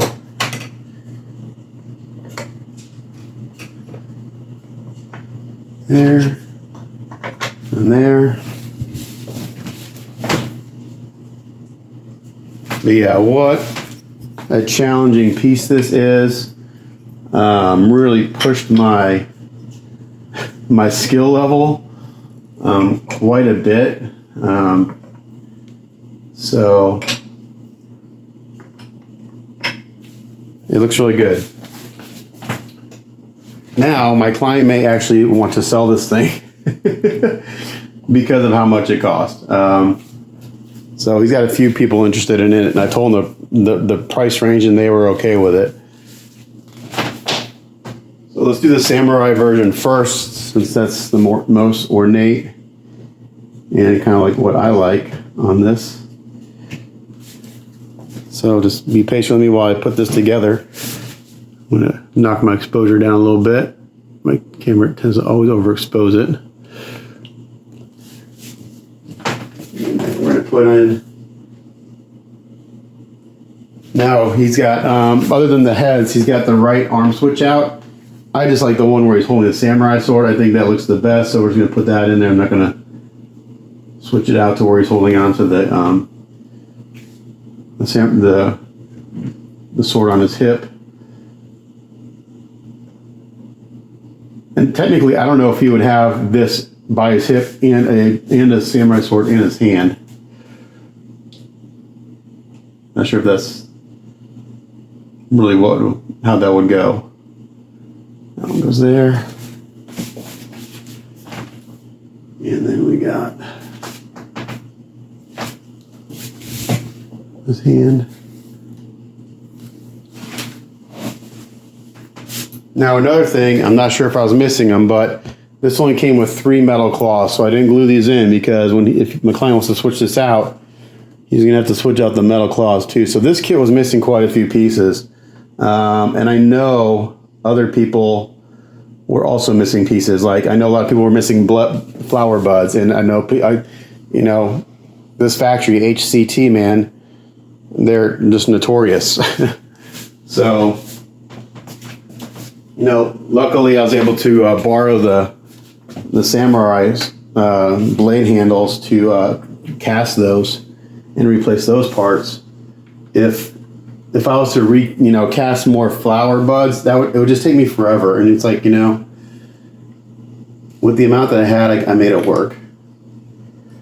So these pieces are a little wonky to put together. They're a little tricky.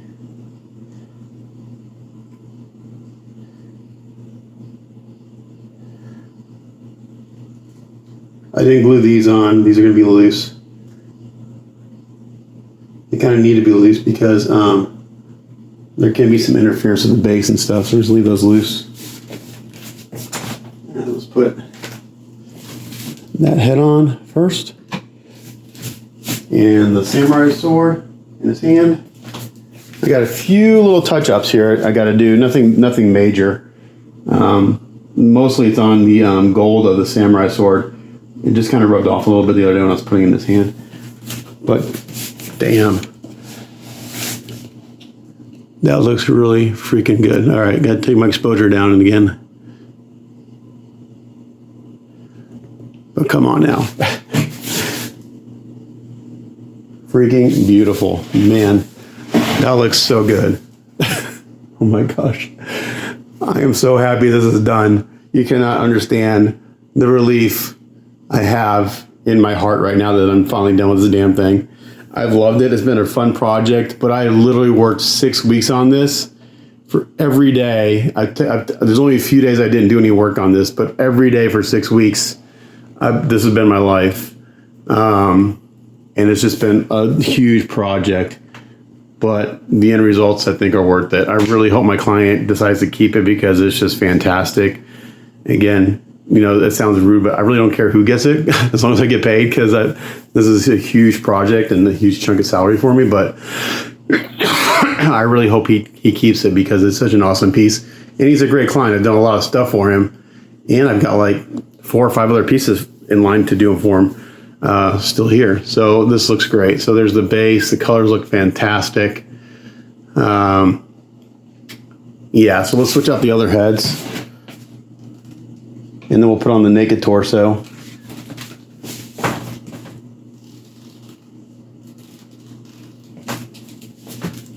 I'm not going to zoom in real close. You guys have all seen that, but I just want to kind of get the overall sense of this piece. There's that head.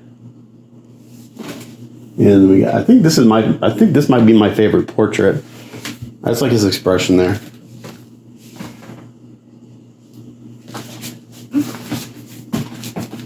And then we got gritting teeth. This one's okay. I don't know. I think the expression could be a little bit better. But this right here is by far, so far, my best work I've ever done, in my opinion. Just the skin tones are really, really good. The portraits look fantastic. All the hand painting and shading and everything I've done. Just, I'm going to toot my horn for a little bit, which I normally don't do. But it looks really fantastic.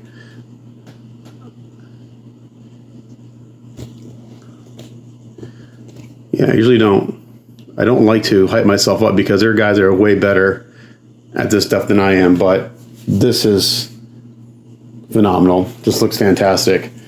All right, we got one more portrait, I guess. I don't know if that's all of them. So now let's take off this torso and put on the naked torso, see what that looks like.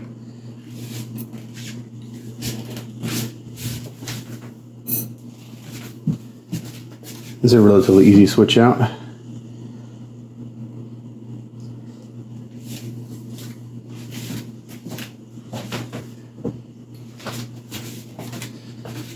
And there's stuff on this project that we didn't get to that my client wanted. He wanted a back tattoo. Like, that's not something that's in my wheelhouse of skills. I would have to... Shit, I hope that didn't break. Nope, it didn't, thank God.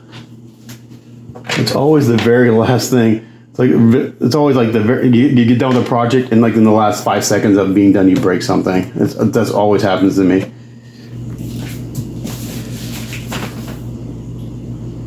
All right, let's throw this on.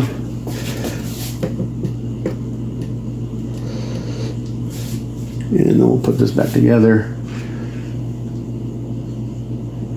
Just be patient with me while Now, if my client wants to glue some of this together, he can. When he gets it, like these little ropes, he could probably glue on. I'm leaving them loose just for ease of assembly. I say ease of assembly, but they're kind of, I don't know.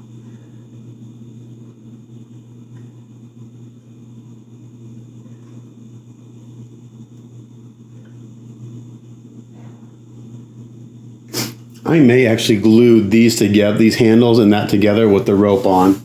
I think that would be easier for assembly. So I think I may glue this together and pack this as a piece.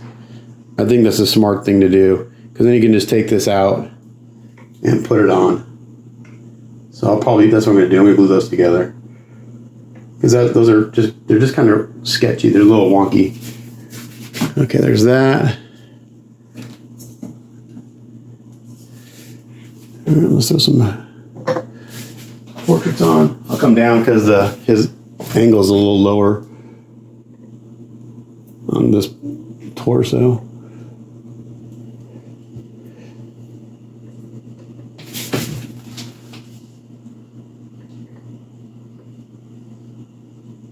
Go.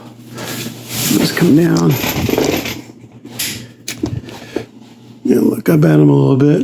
There we go. And I'm just gonna sword in his hand for the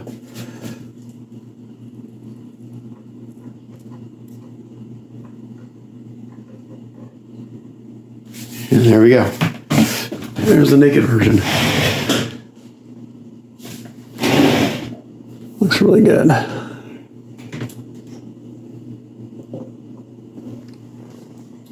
That head. Again, I think this is my favorite, and I like this. Really like that portrait. And then one more head. Actually, yeah, the other one doesn't key in. The one with the samurai head helmet on, it doesn't key in there for some reason. And there we go. So that's all the different versions of this. I'm gonna go take final pictures, which will take a while because I got all the different switch outs.